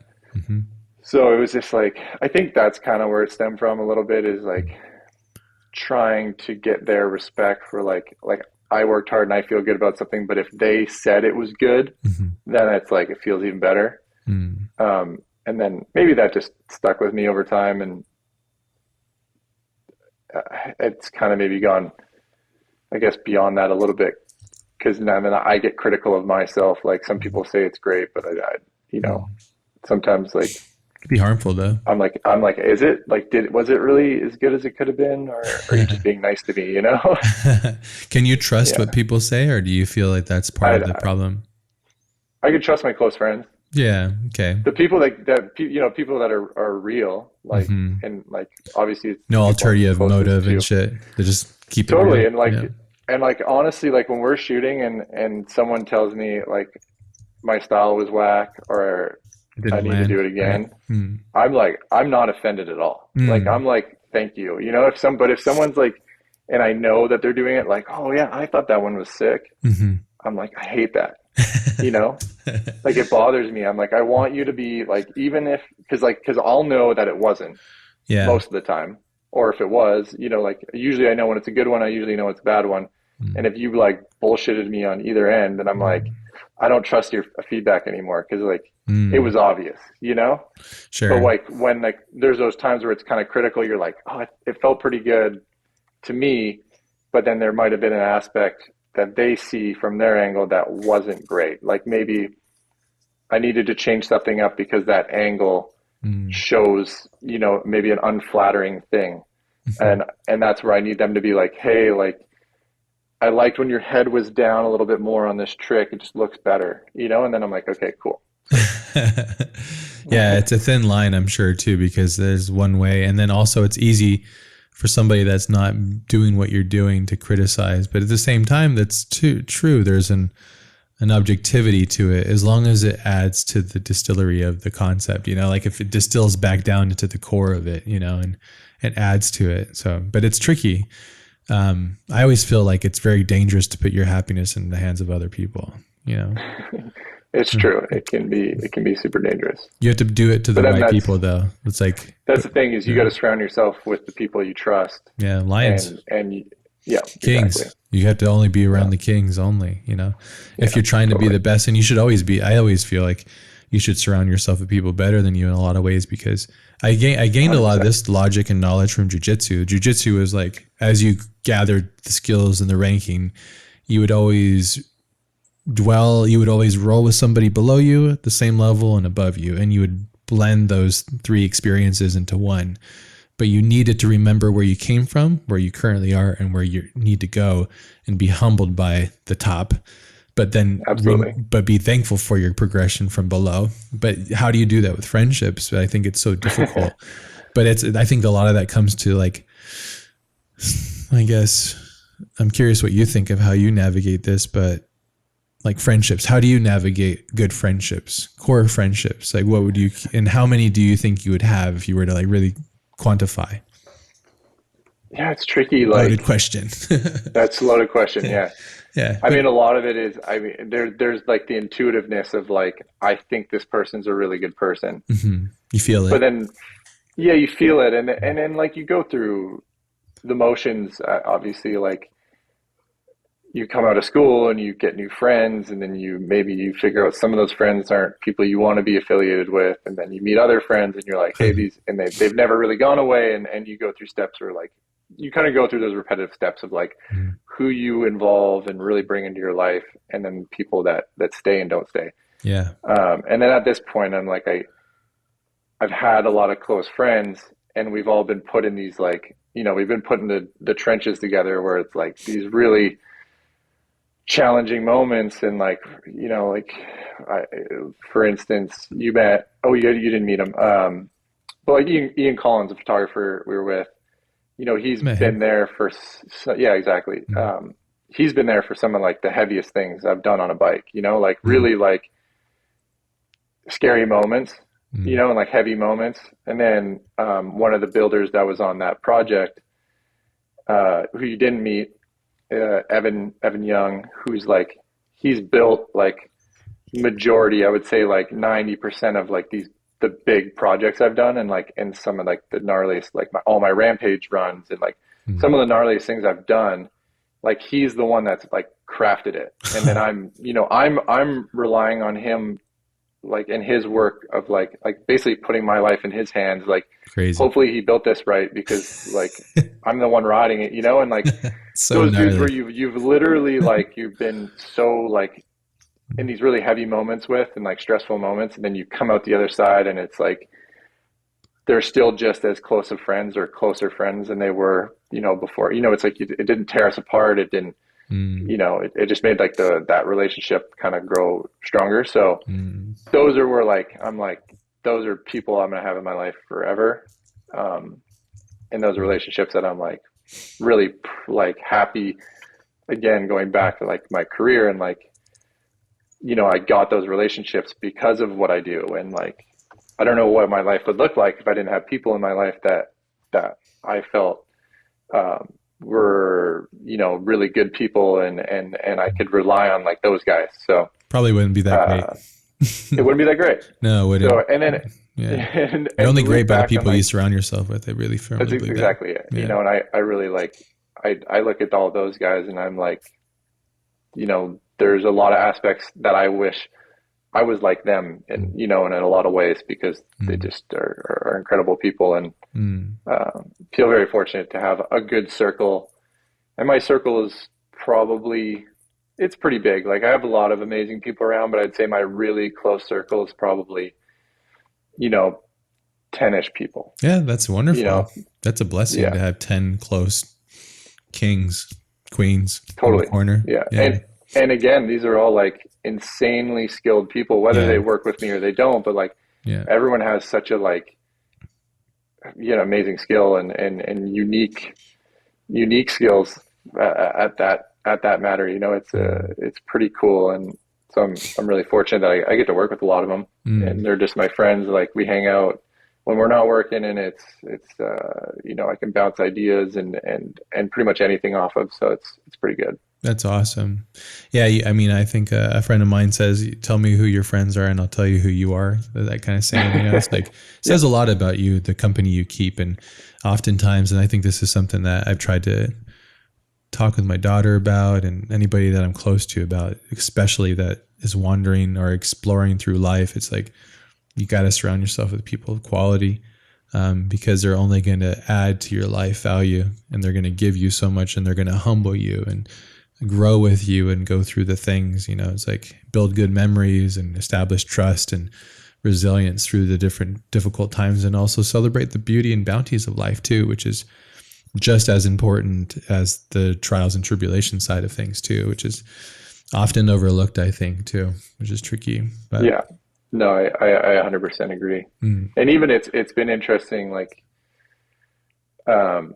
being an athlete and having my friends from like the sports side, and then getting into production and having those friends, and then now motorsports, and then having kind of like all those worlds collide. And then you have, a scenario like even last year we traveled with like a bunch of, the people I work with on the production side very often, and then some motorsports people, and then them all, like all my close people that sometimes they never actually had a chance to meet yet, but then them meeting and being like, and then kind of like stepping back and both parties being like, man, you've got some really cool friends. Like those are really good people. And you're like, it makes you feel like good about, like, you're like, I made a good choice. Like I to trust these people and bring these people into my life. Like how I have it. 'Cause if you can, both parties are looking at it like that, you're like, okay, sweet. Yes. Like I think both these people are awesome, and they think each other's awesome. So I'm obviously on the right path of like surrounding myself with the right people.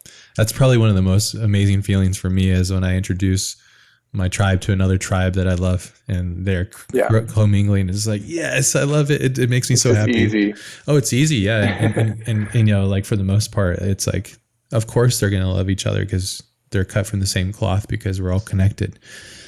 And not everybody's on those levels too. And nothing against people. It's just everybody's at a different level, totally. Different level of interest, and we all have different fascinations with things, and Yeah. But that's But it's cool. nice when it works and everyone blends. Yeah, extended family too. It's hard Yeah, enough to go through exactly. life and be amazing. It's harder with people that are sucking the life out of you too. So yeah, Right. yeah. I Yeah. remember. I mean, I wouldn't be here with all those people without all those people, Oh, right? Like absolutely. they play a massive part in everything I do. So I love that when we had sat and I love sharing a meal. That's one of my favorite things to do, especially when I am introduced to somebody. And this is the first time we had met physically. We had talked, casually through like chat and all these kind of things. But when we had a chance to sit and eat, that was one thing I was really taken back and loved about your energy is for the level of skill and ability that you have a very calm, collective, humble nature, which speaks bounds, and it could be potentially the way you're upraised and all these things. But how do you manage to keep your ego in check? I just don't really think what I'm doing is like anything that special. That's the way to do I it. know it's like it's a skill and this and that, but Well, you I'm could not be. saving the planet. Yeah. I'm just riding a mountain bike and it No makes one me feel really is good. saving the planet, by the way. Yeah, true. Yeah. But I look, the thing is like I almost look at it as like I'm the person, I'm just inspired by the people I look up to, and Mhm. that's like why I'm doing what I'm doing. I'm like I feel like I'm just doing a part of what they're the bigger picture of what they're doing. Sure. So I'm just like I'm more. Yeah, and I know people feel the same about like they watch me and they get inspired by me to get out there to like to achieve something that they're really passionate about, and I that's amazing feeling to me. But Mm. I don't feel like I'm that person, like that doesn't. I'm always looking at like all these other amazing people, and I'm like, well, I aspire to be them, Mhm. and I think that's kind of my. It's like the feeling of living in someone's shadow always. Yeah. It's like you're never gonna feel like you're the king if you're always in someone's shadow, It's true. and not in a bad way. No. Like I like having these artists and these athletes and just like really talented people to look up to and kind of chase down like aspects of what they're doing and being like I want to understand how to do a bit of that Mhm. or accomplish something like that. And so I think that just keeps me at my like I'm content. I'm happy what I'm doing, but I'm like it's just, like I don't think that what I'm doing is spectacular by any means. I love that. That's how you stay humble. Absolutely. Yearn for more. Put yourself where you should be, which is just in a place of humility and being, Yeah, being amongst the people of everybody. And, but then also celebrating the fact that you have a uniqueness to it and your possession of craft has led you to some really amazing results. And you've taken what potentially could have been just a casual hobby, and turned it into a lifestyle and a living, Are you still close with your brother? yeah. We're still fairly close. Yeah. Yeah, I Yeah. don't see him as much as I wish I did, but Well, you're busy.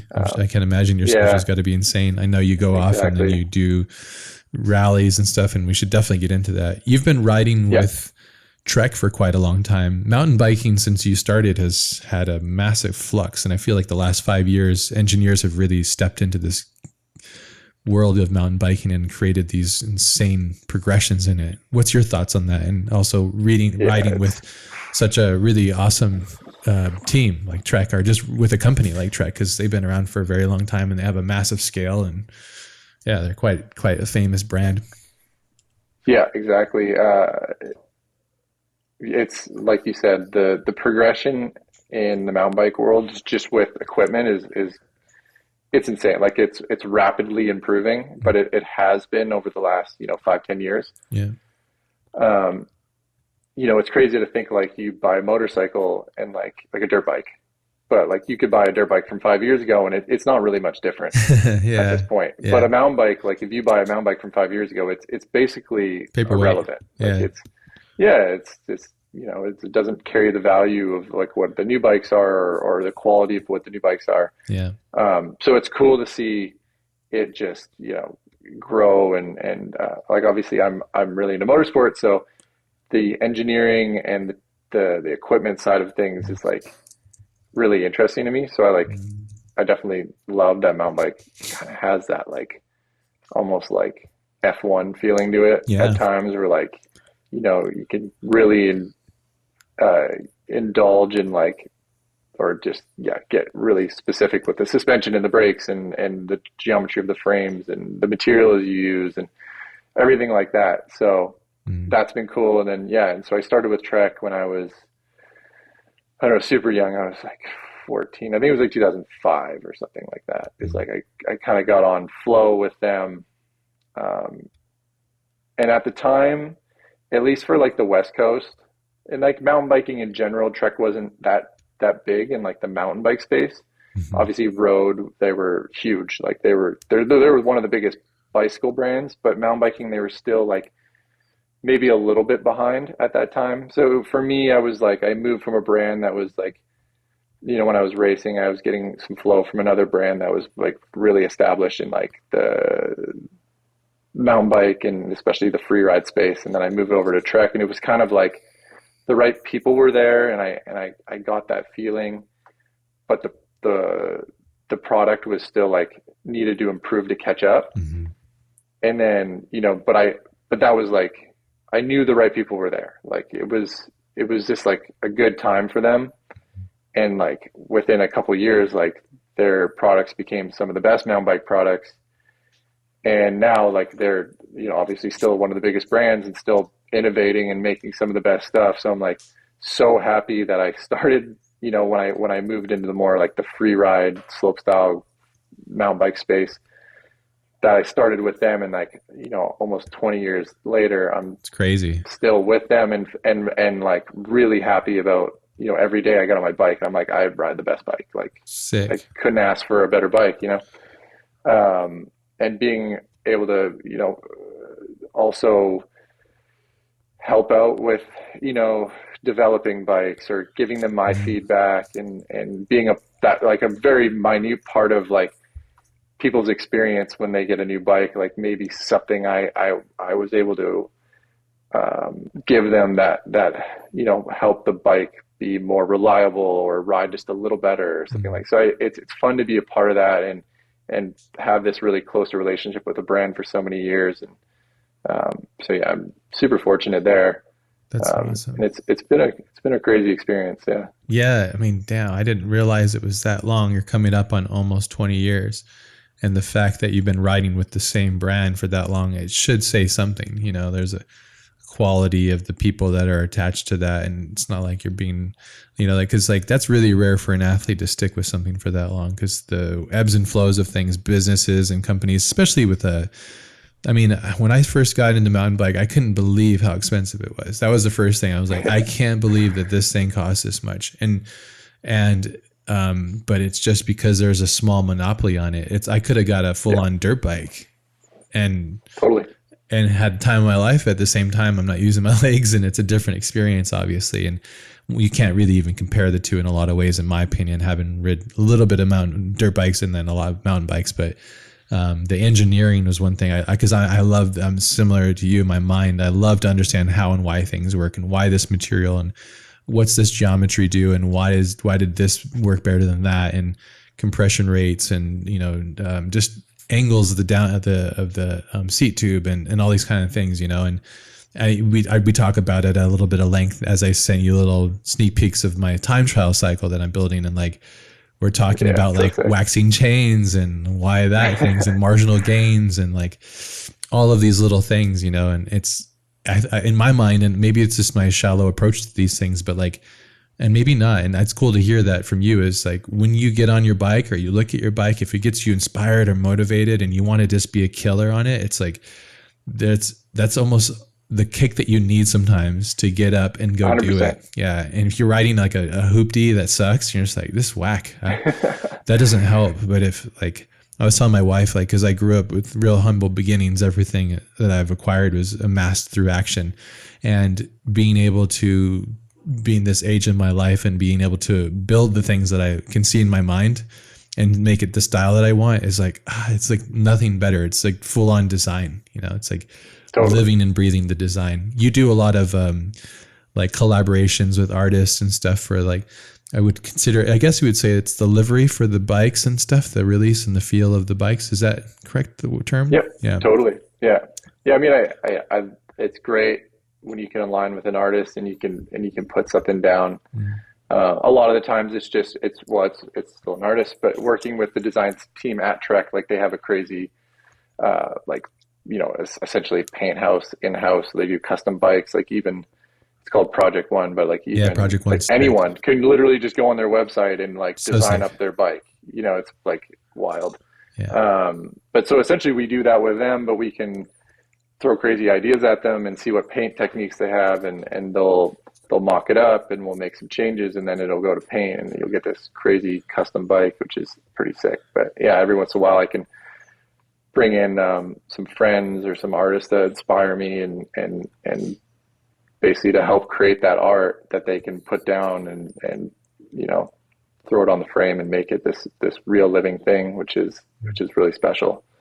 Yeah, it's like a moment in your life with the work of art, almost like a literal frame of art, which is pretty cool. No, it is. And and they really do hold like a period of time. Like I save all the bikes, like they're all up in my like shop, and it's like, that's awesome. It's funny to walk around, like even with like my friends or people that know mountain biking, and they see the bike, they're like, oh, that's the bike from this and this, and then, oh, that's the bike that did this, and that's so sick. You're like, cool, that bike literally has its own like, it's like a journal entry, you know.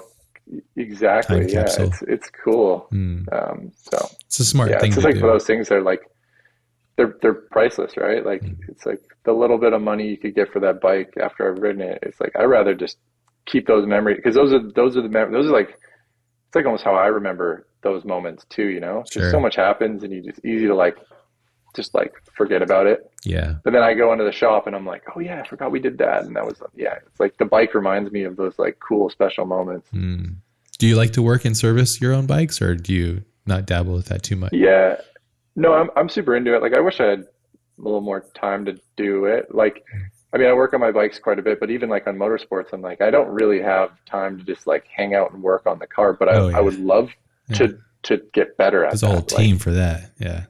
There's a whole team, but it's like, during the event, like we still need to service the car. Oh yeah. Like when we aren't actually at service with the technicians, like there's things that we might have to fix quickly between stages. So like, the more I can understand it, the better. And it's the same with the bike. Like you might be out there on a shoot, like obviously Bobby. Yeah, Bobby. That's right. Yeah. That's how we connected for breakfast. Yes. So like, I love Bobby. Shout out to Bobby. But came to the rescue that day. Came to the rescue, like broke apart, couldn't find the part, he brought the part, and then I made like a little makeshift stand and I fixed my bike and we got back to shooting. So like you kind of need to know how to do it. Yes. And I do enjoy it. It's cool. Like I like being hands-on with it, whether it's like working on bikes or helping build the jump, or, you know, helping collaborate with the filmmakers to create the project. Like it's just nice to feel like connected to whatever it is. Yeah. I think it's important, especially just knowing the nuance of it. Yeah.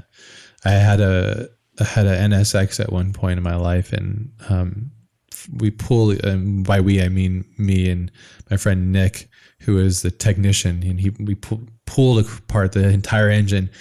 And before we had done that, I would drive the wheels off that thing, because I didn't think about all those things. But I tell you, it actually ruined my driving experience. Once we put it all back in there, I thought of all the thousands of little pieces, because that engine's so complicated. And I was like, whenever I'd redline it, I would be like, before I could just all the throttle things that could go wrong. Yeah, it blows my mind that the tight tolerances of these things are so finite and so small and so microscopic that it's incredible. All these moving pieces, they actually come together and become this one piece, and it's something that you can easily take for granted if you don't do it. And I think that's why I love the fixed gear riding. I love how simple and pure and clean it is, but getting more into like, because I just installed the wireless SRAM access system, and it's so cool. Like it's the future in a lot of ways, and I love that there's no cables, and it's just a whole nother way of interacting with the bike now. And a lot of my friends that I've shared these things with that aren't cyclists, but I'm like, yeah, it's wireless. And they're like, no way, I never heard of like, this. And this is the coolest. So yeah, clicking the button, it's making the little zzz, zzz it's sound. the You're coolest. like, it's sick. Yeah. And I'm like riding at pace, and I'm like, and there's no cables. And as I'm clicking through the gears, I just know that it's really cool. And I love that engineering side of things, and knowing that somebody out there is thinking progressively and going, well, why are we using cables in 2023? Why don't we do away with all this extra stuff and make it smarter and use the technology of the day? And and that's been cool. And it's been really cool. Like Bobby and I've been a lot of time at this shop, like hanging out and just talking. And it's another reason to engage and meet new friends and have great conversations. And sometimes it's bigger than the riding, of course. It's about life and your process through life. And I think that's why I love bikes. I feel like it's a metaphor for life in a lot of ways, this cycle of life, you know. I guess that's just my looking at it. But yeah, I would like to talk about working with Vermont Motorsports. Is that what that's Subaru, right? Vermont Sports Car. Sports car, sorry. Yeah, Subaru Motorsports, Vermont Sports Car. This is the team. These are your sponsors. This is your race team that you're associated and race with, right? Totally. Yeah. So I've always kind of been super passionate about motorsport, especially rally, like stage rally. So it's basically stage rally. Sorry, I don't like. At what point did you see this, or was it playing a video game or watching something happen? I mean, yeah, like obviously you play Mario Kart or something. You're like, oh, it's cool drift. Yeah, but no, mainly like where I grew up, British Columbia, a lot of forestry roads. Like forestry is really, really big out here. Yeah. So we use the forestry roads to kind of access the mountain bike trails. And then just kind of I grew up in Whistler, but like on either end of Whistler, there's Squamish and Pemberton, which are only like a half hour away from Whistler each. And there was 2 like rally teams. So Subaru Canada Team Rally or Team Canada Rally, whatever. And then there was like a privateer team in Pemberton, but they're both quite competitive in the Canadian Rally Championship. And we'd be on the logging roads, and you just come across a rally car, or you'd see them, like you'd see a big dust trail up the mountain, and you'd hear the rally car. So that's kind of like how I got introduced. How sick is that? I don't have a driver's license. Like I'm super young, you know. I'm like pedaling my bike up the hill after school, kind of thing. What an impression! But it was just like, obviously, fast as like a and young loud kid, you're like, that is cool. Like, you can't help but like want to be a part of that. Yeah. So I got my license, and then I had moved to Squamish. Probably when I was like, I don't know, I was like 17, 18. I was like trying to move to Squamish. And then a friend of mine, when I was moving to Squamish, was like, oh, you should go by the rally shop. And I introduced me to the guys at the rally shop. And I pretty much like walked out of there with a rally car. Like I was like, this is cool. Like I bought like just like really like bone stock, like production car, but like ready to go. Like I could go to a race if I wanted to. It was a 2002 WRX. Okay, like bug eye. Yeah. Just black. Oh, black. Okay. Yeah. Black one, and it was like STI motor. No, it was just a stock WRX motor, like stock everything, but it had suspension, wheels, tires, skid plate. Okay. And it was caged with all the appropriate safety equipment. Oh, wow. So it was okay. Yeah, pretty just get me going, but like a good car. Like, you know. Those are pretty stout too. And if you don't overboost them or mess with them. It was a great chassis. Yeah. Totally. Yeah. So it did me well. Like I had that car for like a lot of years. I didn't race a ton, but it was like, I just kind of like figured it out. Like, you know, met the right people and was like, got involved with like a small rally club in the area and went to some rallycross events, and then went and did some stage rally events, and I do 1 or 2 events a year. And then it started to be like 2 or 3 or 4 or 5. And then I started to improve with the vehicle, like got into some faster cars. And then, you know, it was all this hobby passion, and I would just like, There's like a trend anything, here. Even yeah, exactly. Yeah. Like it's similar to mountain biking, where it's just Brandon like turns his hobbies into a passion, into a career. Yeah. So eventually, it was 10 years later, let's say, because I started in about 2010, and then in 2020, there was an opportunity with Vermont Sports Car, Subaru Motorsports USA. So 10 years. It was a 10-year 10 years apart. You're 10,000 hours. And then, Exactly. Yeah. Seriously, it's a very good way of putting it. On the day. And Travis was basically number one driver. Yeah.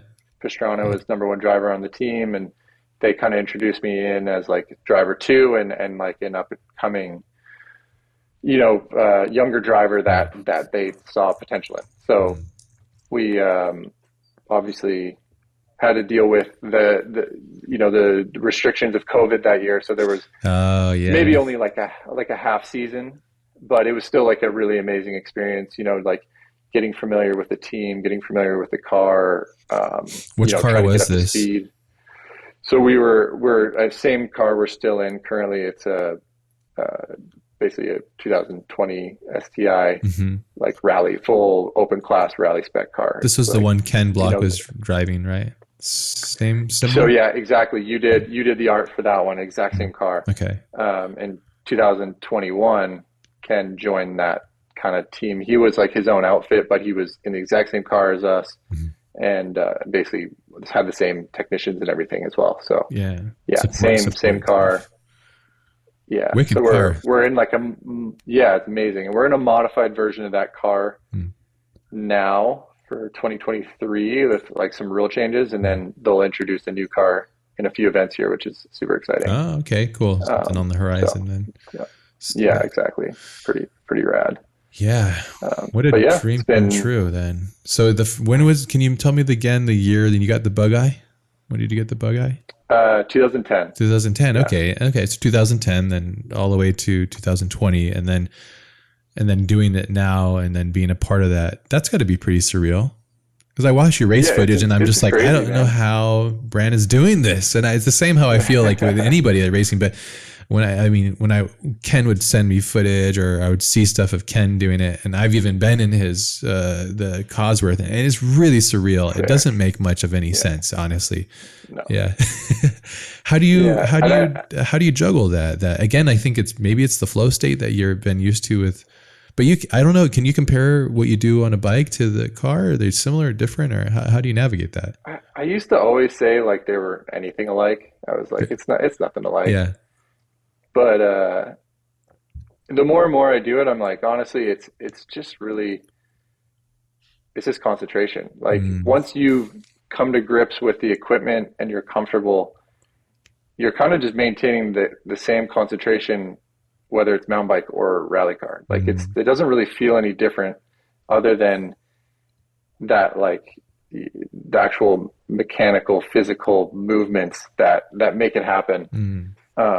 But there was like kind of, I guess, like when I was rallying in the first 10 years, I never did it enough to be like always 100% confident in the car, and the car's always changed, and I wasn't super good with the setup, and there's all things I'm learning, right? Yeah. So I'm like, it always felt different to me because it was foreign. I'd go from riding a bike, which is like fairly simple if you think about it. You're standing there and you've got the brakes, and you shift gears left. I love how simple you make it. But in a rally car, please, if you're listening to this and you haven't seen what Brandon does on a bike, please stop and go and look at it. And the way he explains it's so hilarious.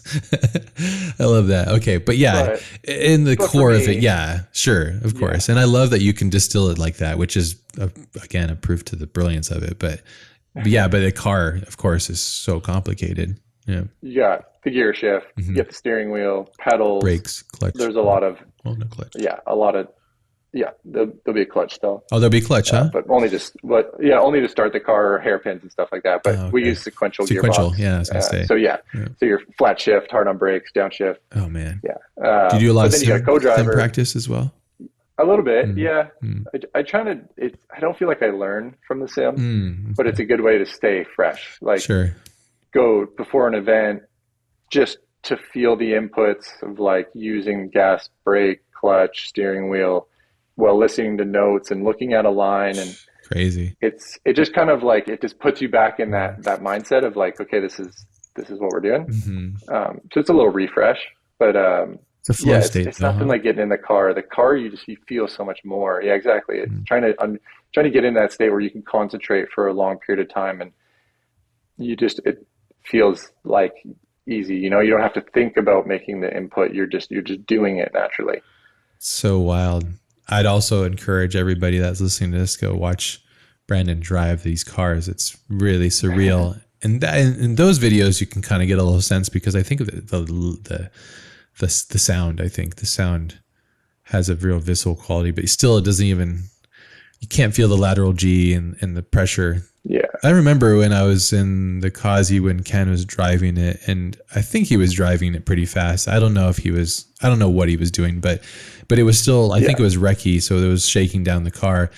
And we were doing, I would look over and see the speedometer, and he was going like around 90 to 100. We're going sideways through somebody's yard, and it was just like, what the hell is happening here? It didn't make sense, because I've never been sideways in a car going at that speed through somebody's totally. driveway or through somebody's like area of their house. And yeah, and when I watch you guys drive and Travis and stuff, it's just so, it's amazing the level of true focus that it takes to really, as you mentioned, take in all the stimulus, which is, oh, like left rear is drifting slightly as I'm entering, but I know I need to articulate the counter steer here. And well, now I need to either let off or add into it or count, like, where is my RPM at? Am I at the best place where the car needs to be, so it's neutral?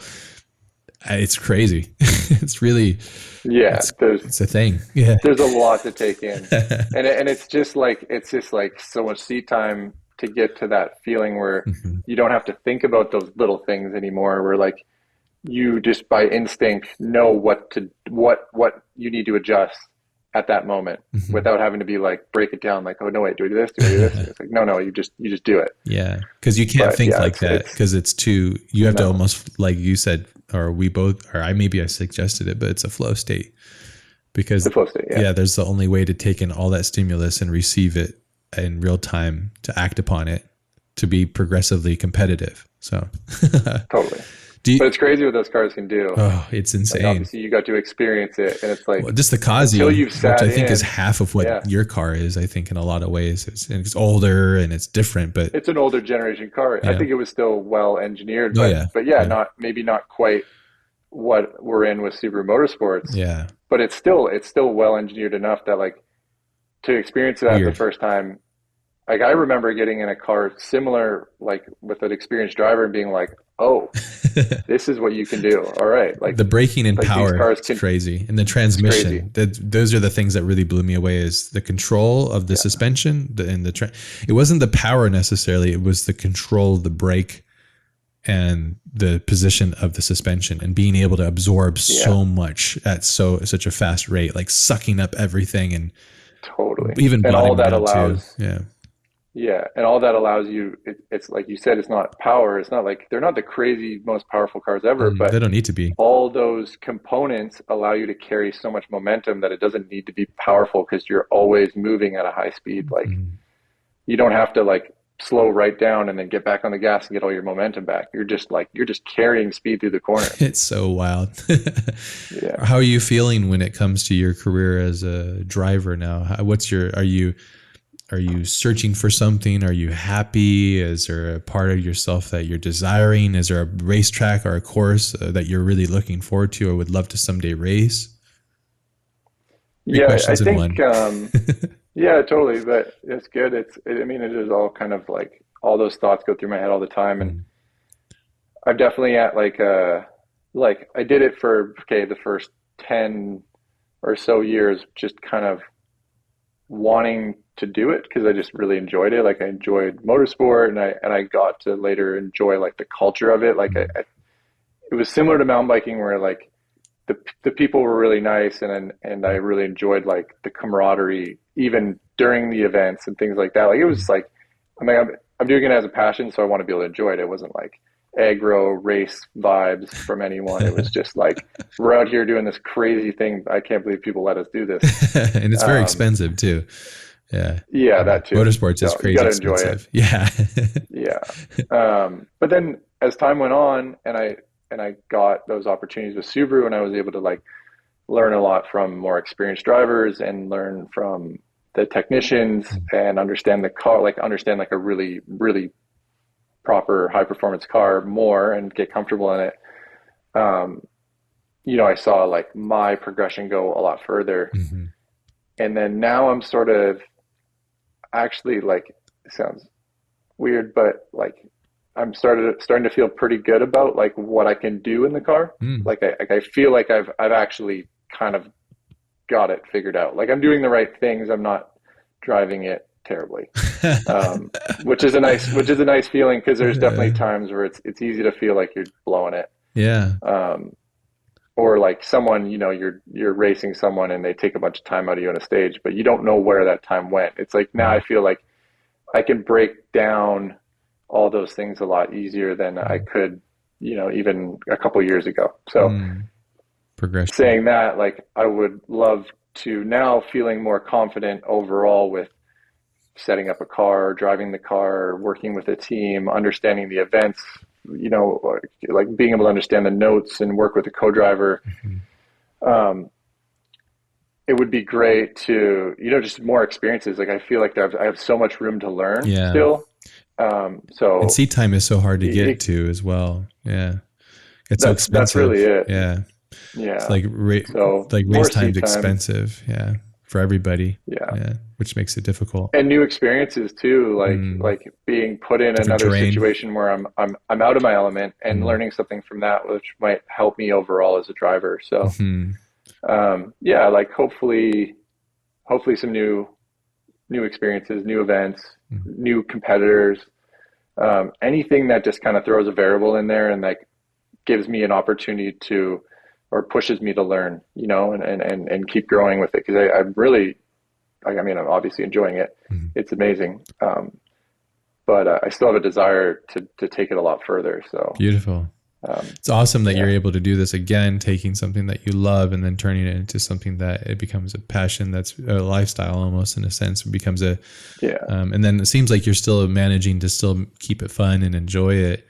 And that's also a rare thing to manage that happiness and the fortitude of keeping that happiness somewhat contained in a good way. And that's cool to work with and to drive with somebody as talented as Travis too, who's an absolute phenom of his generation too, an incredibly talented person, an incredibly competitive and driven human being. I've not met him, but I've just heard stories, and I'm like 1 degree away from him in a lot of things, but super talented dude, and got to be a really interesting person to learn from too. So he's an amazing Travis. Human. Yeah, absolutely. I've been super fortunate to have him as a teammate. I mean, usually your teammate's your biggest competitor, but he's always been like crazy helpful for me, like especially early on, like helping to understand the car, helping to get familiar with these events and stages that he's done so many times, and not really, he was like fully wide open. Like we would share in car, and he would tell me how he would approach certain parts of the track and things like that. And it would always came down to like, I don't care if you know what I'm doing and I know what you're doing, because he's like, the racing happens on the stage. He was like, he's like, I'm not trying to play games. He's like, I want us both to be the fastest racers, but then, we can separate ourselves out there, as so it was cool mentality, because it helps the team too. Like, I mean, Subaru's gonna be the fastest team if we can work like that. And I mean, we had fun with it too, like the dollar stages, and always trying to be like, there'd be times where it's like a crazy jump on the stage and we don't know if it's flat or not, and it would be like, a game of chicken and who's going to take it flat and things like that. But he kept it interesting and fun. So I'm super, super appreciative for all the time that he's given me over at that team. That's awesome. That's really cool to hear. Do you have any interest in doing stuff with cars outside of that, more in the form of like what Travis has been doing by, I don't know, like speculators, not speculators, but like a rallycross scenario, or no, it's like taking out of the form of rally, but turning it into some form of entertainment, kind of like what you do with your non-biking in a sense, like finding the poetry of driving the car and what it means or whatever it might be, or even just if it's a spectator thing where it's like you're doing things like, like Ken took his love of skating and merged it with rally, and then Gymkhana was born, that kind of thing, So, Totally.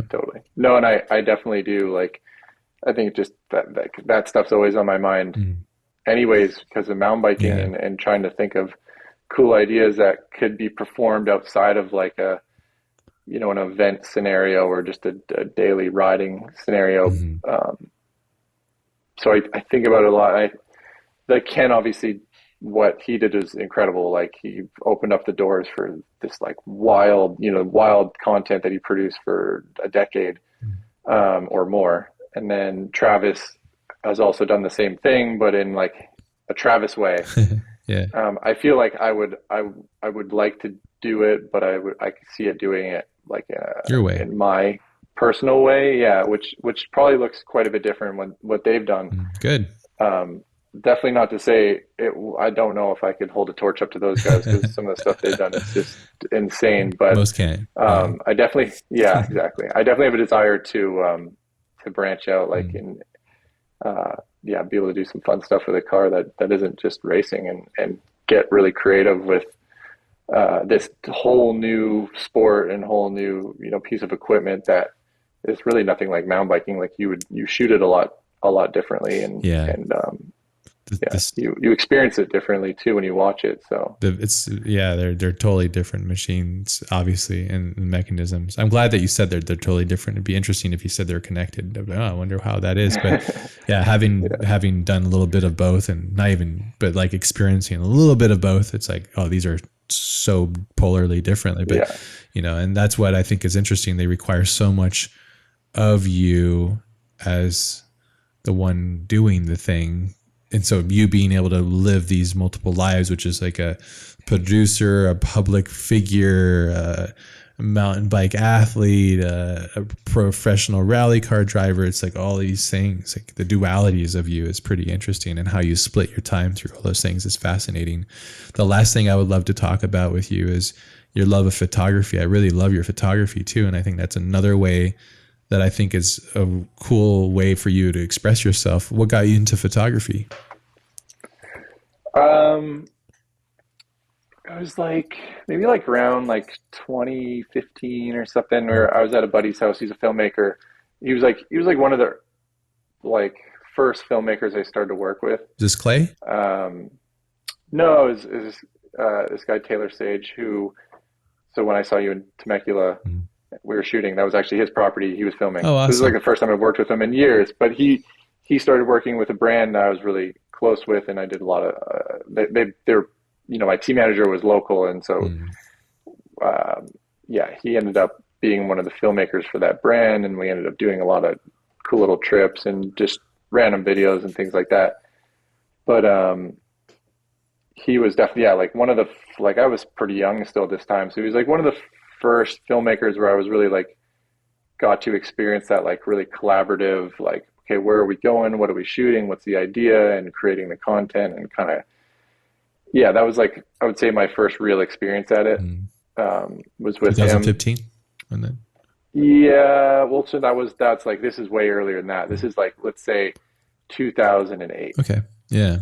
This is when you started to get engaged with photography and the power of what it can do. And well, not photography, but when I started working with him, but then later, maybe closer to 2015, I was with Sage, and we were just, can't remember what we were doing, but he's obviously a filmmaker, and he takes photos, and he's super into film, and he had all these film cameras, and he kept giving me film cameras just to shoot random stuff on this trip we were doing. That's cool.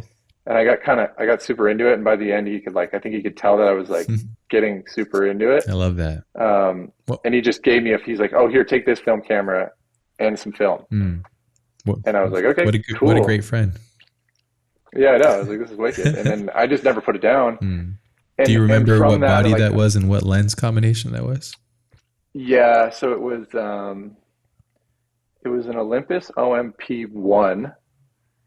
Or OM1, it's what OMP? Yeah, I think it was Olympus OM whatever 1. It was the original SLR, and it had a 50 mil Mm. 1.4 on Oh, it. great. And it was like the perfect, Great just combo. like, Yeah. yeah, throw it in your backpack camera. Yeah. I was like, this is awesome. Fantastic lens too. And totally. And closest to the human eye, supposedly 35 to exactly 50, depending on sensor size, of course, too. So it's kind of like you taking your human eye and just putting it out into the world. Yeah, you're trying to capture these actual moments that you're seeing and putting it down. Because if he gave you like a Micro Four Thirds size and a fisheye, it'd be like, oh, totally. shit. So everything looks crazy. Yeah. But around that time, I had actually started like a personal production company. Like it's when I really started to just like not be connected to brands or bigger production companies, and I was just doing my own thing with another filmmaker. But for me, I was like, I had a desire already to start to understand like the process and like understanding how to expose and like what could be accomplished with the camera, like not just understanding the rotting portion of it. Like I could picture that, but I had a hard time picturing like the videography side and the photography side. So when he gave me that camera, I was like, oh, I get it. You know, like I can see how you can compose things and like what light works, what light doesn't, or what this light does compared to that light. And that was really helping me like feel like more of a like a collaborator. Like I could actually offer something on the creative side. Great. Than just being like, hey, I'm going to do this trick and I think it looks cool from like a 3/4 angle, you know? Sure. So then it helped me start to come up with concepts of like, oh, like we should try and shoot at this time and get this crazy, whatever it is, flare, use these lights or I don't know, and mesh these shots. However, just like, it just gave me more ideas and like concepts and things we could do. And it didn't always have to be about the riding and the next best trick. It could be like, you know, riding that I'm pretty stoked on, but like a really cool concept that like puts it in a different light. It's like, it makes it feel like a new experience. So then I just got really into photography because of that. It was more just gaining an understanding, and then I just never put the camera down. Like I still love it. Yeah, it's cool because you are able to bring it with you, and then you share it, and the world gets to see how you operate through your lens. And even if it's just a moment, it's also wonderful to have. I find it to be one of the most rewarding artistic endeavors that I've ever done, because it allows you. I almost consider it my religion. When I'm out there and I'm capturing nature for the most part, because for me, nature is the biggest inspiration, always is and always will be. And I'm just humbled by how incredibly beautiful it can be, especially if you're aware of it and in the moment, but then capturing it through the right lens, the right time, the right system. You just like, oh my goodness, like I'm witnessing a miracle here. And there's nothing quite like that power, that feeling that you get when you're that connected to it. And it's fascinating because also if you consider how the lens is built, it's similar to the human eye too, the way it dilates and the way the iris forms and stuff. It's like a reinterpretation of us through a physical mechanical form, which is again really interesting and a big symbolism of everything else too. And then capturing that moment and saying, look, you might see the world like this, but this is literally how I see it. And like, whoa, look at this moment I was in, you know. Like, I love sharing moments of photography with fellow photographers too, because it's like, you get so inspired. You're like, oh wow, like the way you saw that's so beautiful. Yeah, or that's really interesting. I never even thought of it. When I was growing up, I didn't see the value and importance of photography as much as I do now. I think by doing it a lot more. But there's sometimes I look at a photograph and I go, this does nothing for me. And then sometimes it's like, there's so much in here and I just get, swept into it. So yeah, that's really cool. Yeah. It makes sense that you do. No, it's super cool. And then like those, when you do kind of get that photo, there's that moment where it's like, you take the photo and it's like instantly like an aha, like I captured that, like that was like what I wanted, and that was the moment, or like I just realized something that could be captured. Like it's like it almost opens up the door for like more ideas and like the next step, the next progression of what it could be. And it's really cool. Well, it's crawling too. But I still shoot a lot of that's it. I still shoot a lot of film though. have a hard time shooting the digital, Oh yeah. like just my digital camera. Like I have a digital camera that I travel with everywhere, but I find like if I have a film camera, I'll shoot it way more Mm. because I get so obsessive with the digital camera that I'm like, Define because obsessive.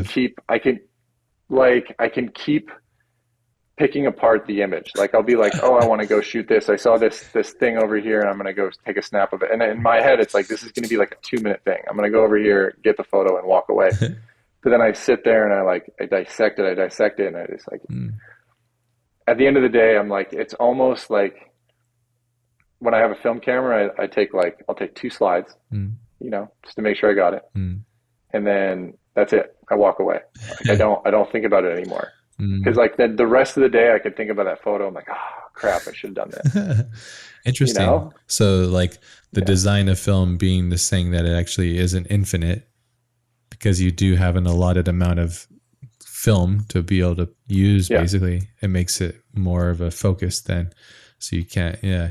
I um, noticed that too in myself and other photographers is that the difference between film and digital, and there's always this battle. I don't give a crap either way, but uh, that digital is it's temporary in that sense. You can fire a lot. The way I look at it is, and yeah, actually, all of my bodies track the amount of frames that I've captured, and I have them quantified. And yeah. I've almost shot about 30,000 photographs now, which I love because That's crazy. yeah, because I love that because when I go to shoot, I think and every photographer discovers this as you go through it. And it's almost like a purpose of life. At least that's how I look at it. Everything's a metaphor, again, how I look at it. But as I capture these things, I'm literally just trying to distill the moment of feeling. And I go, oh, okay, what am I trying Yeah, to, and how do I explain this to somebody? And I always think that there's two photographers for me. It's like the person that's there, the human being that's there in the moment of time that will never happen before and after that moment. It's just that moment. And then when I bring it back into the computer and I grade it, I'm trying to grade it based on the emotion of what I felt of the yeah, memory. totally. That's a totally different thing too, which I love. I love grading too. Didn't realize there's Yeah, this whole other side of love. The second photographer back home, the like developer. Yeah. actually bringing it to life. Yeah. It's like you could see it, be like, okay, yeah, this is it. This is how it's supposed to look. Yeah. Or maybe when you shot it, it was like the sky was more of like an emerald green when you capture it. But then when you come in the computer, you're like, based on how I felt, it was more in the bluish tone, and shifting it Right. and that feeling and then pushing that emotion to the photo through the colors and the way it's exposed and the composition. It's like, yeah, I don't know. It's such a fascinating thing. I learned so much from just failing with photography and shooting those 30,000 plus. And then the ratio gets smaller of failure because but then that's another thing I get caught. When my wife and I last went to Europe for 2 weeks, I brought one body and one lens the whole time I shot the whole thing. And that's rare for me. Usually I'll switch lenses and try different things. But this time I was like, I'm going to be strict. And it was a 50 mil 1.8 anamorphic lens. Nice. And so I shot anamorphically 1.8 squeeze. It was fun though. It was like 50 mil and I had to move myself through the world to capture the crop that I wanted. But yeah, it was fun. It'll force you to look at things differently as well. Totally. Like I find like when you have all the lenses, you're like, you're just going to go to what you would naturally think about. Yes. But if you're stuck with a lens and you've got to make it work, then you start to look at things just differently. And Yes. all of a sudden you're like, you know what? Actually, I kind of like this more. Like you get some other ideas. Yeah. Were you telling me about the Spike Jones stuff, or were we talking about that? I think we were talking about that. Yeah. Did you tell me about the Spike Jones? Just a podcast? I think that Vice did a documentary on him. Maybe Ian mentioned Oh it. yeah. The Vice documentary. Did right? you mention that to me? I can't remember. Yeah. I watched it and I loved it. Yeah. It's amazing. Maybe I sent it to you. I can't remember, but I think you sent it to me. okay. But I'd watched that. Yeah. Yeah, it's fascinating. It's incredible. I love his process because he seems, I don't know, I can't say we're related in the same way, but I feel like we're all possessed by something. And then he got into photography, and then, I mean, the guy's so insanely prolific. It's like this career is insanely amazing, but how people were articulating how he saw skateboarding because he was so intimately connected to it and how he would capture it. I think that's when I distill down what we talked about in so many ways, a lot of it is the act of doing and the act of being present, the act of genuinely engaging with the thing that you're doing, and how much you garner and learn and gain from life by going through that pure experience of life, you know? Totally. Yeah. No, yeah, like I think he started as a photographer. Hmm. I believe that was, yeah. But he was like he was shooting BMX stuff and like and then it like moved to skate and Yeah. but it's cool to see like his creativeness like pass through all that and just keep kind of climbing Savage. towards what he's done now. It's incredible. And then also but his passion to keep coming back to like skate Mhm. and these like kind of jackass type productions where it's like it's so like loose and opposite of like the commercial world, but him just throwing like amazing creative ideas and opening up the doors in the sports and action world with to like, hey, you can do this stuff too and mingle it with, you know, it doesn't have to be your standard skate video all the time or whatever he comes up with. It's just impressive. So impressive. I mean, it's so crazy that we almost wash over the fact that he filmed and directed Being John Malkovich and Her, and it's Right. like, my goodness, man. I think adaptation as well. It's like these are seminal cinematography, like they're seminal films, in American culture, which is crazy. But anyways, I think there's all these similarities, and there's a lot of really cool stuff that I've garnered from like learning about him and seeing what you're doing, and then the focus of film and the difference of digital and film. And yeah, I think as long as you're just present in the moment doing it, that's my opinion, is like you're capturing the Yeah. essence. And then I do a lot of, I don't know if you're the same, but I take a lot of photographs just for me too. There's certain parts of my art that Yeah.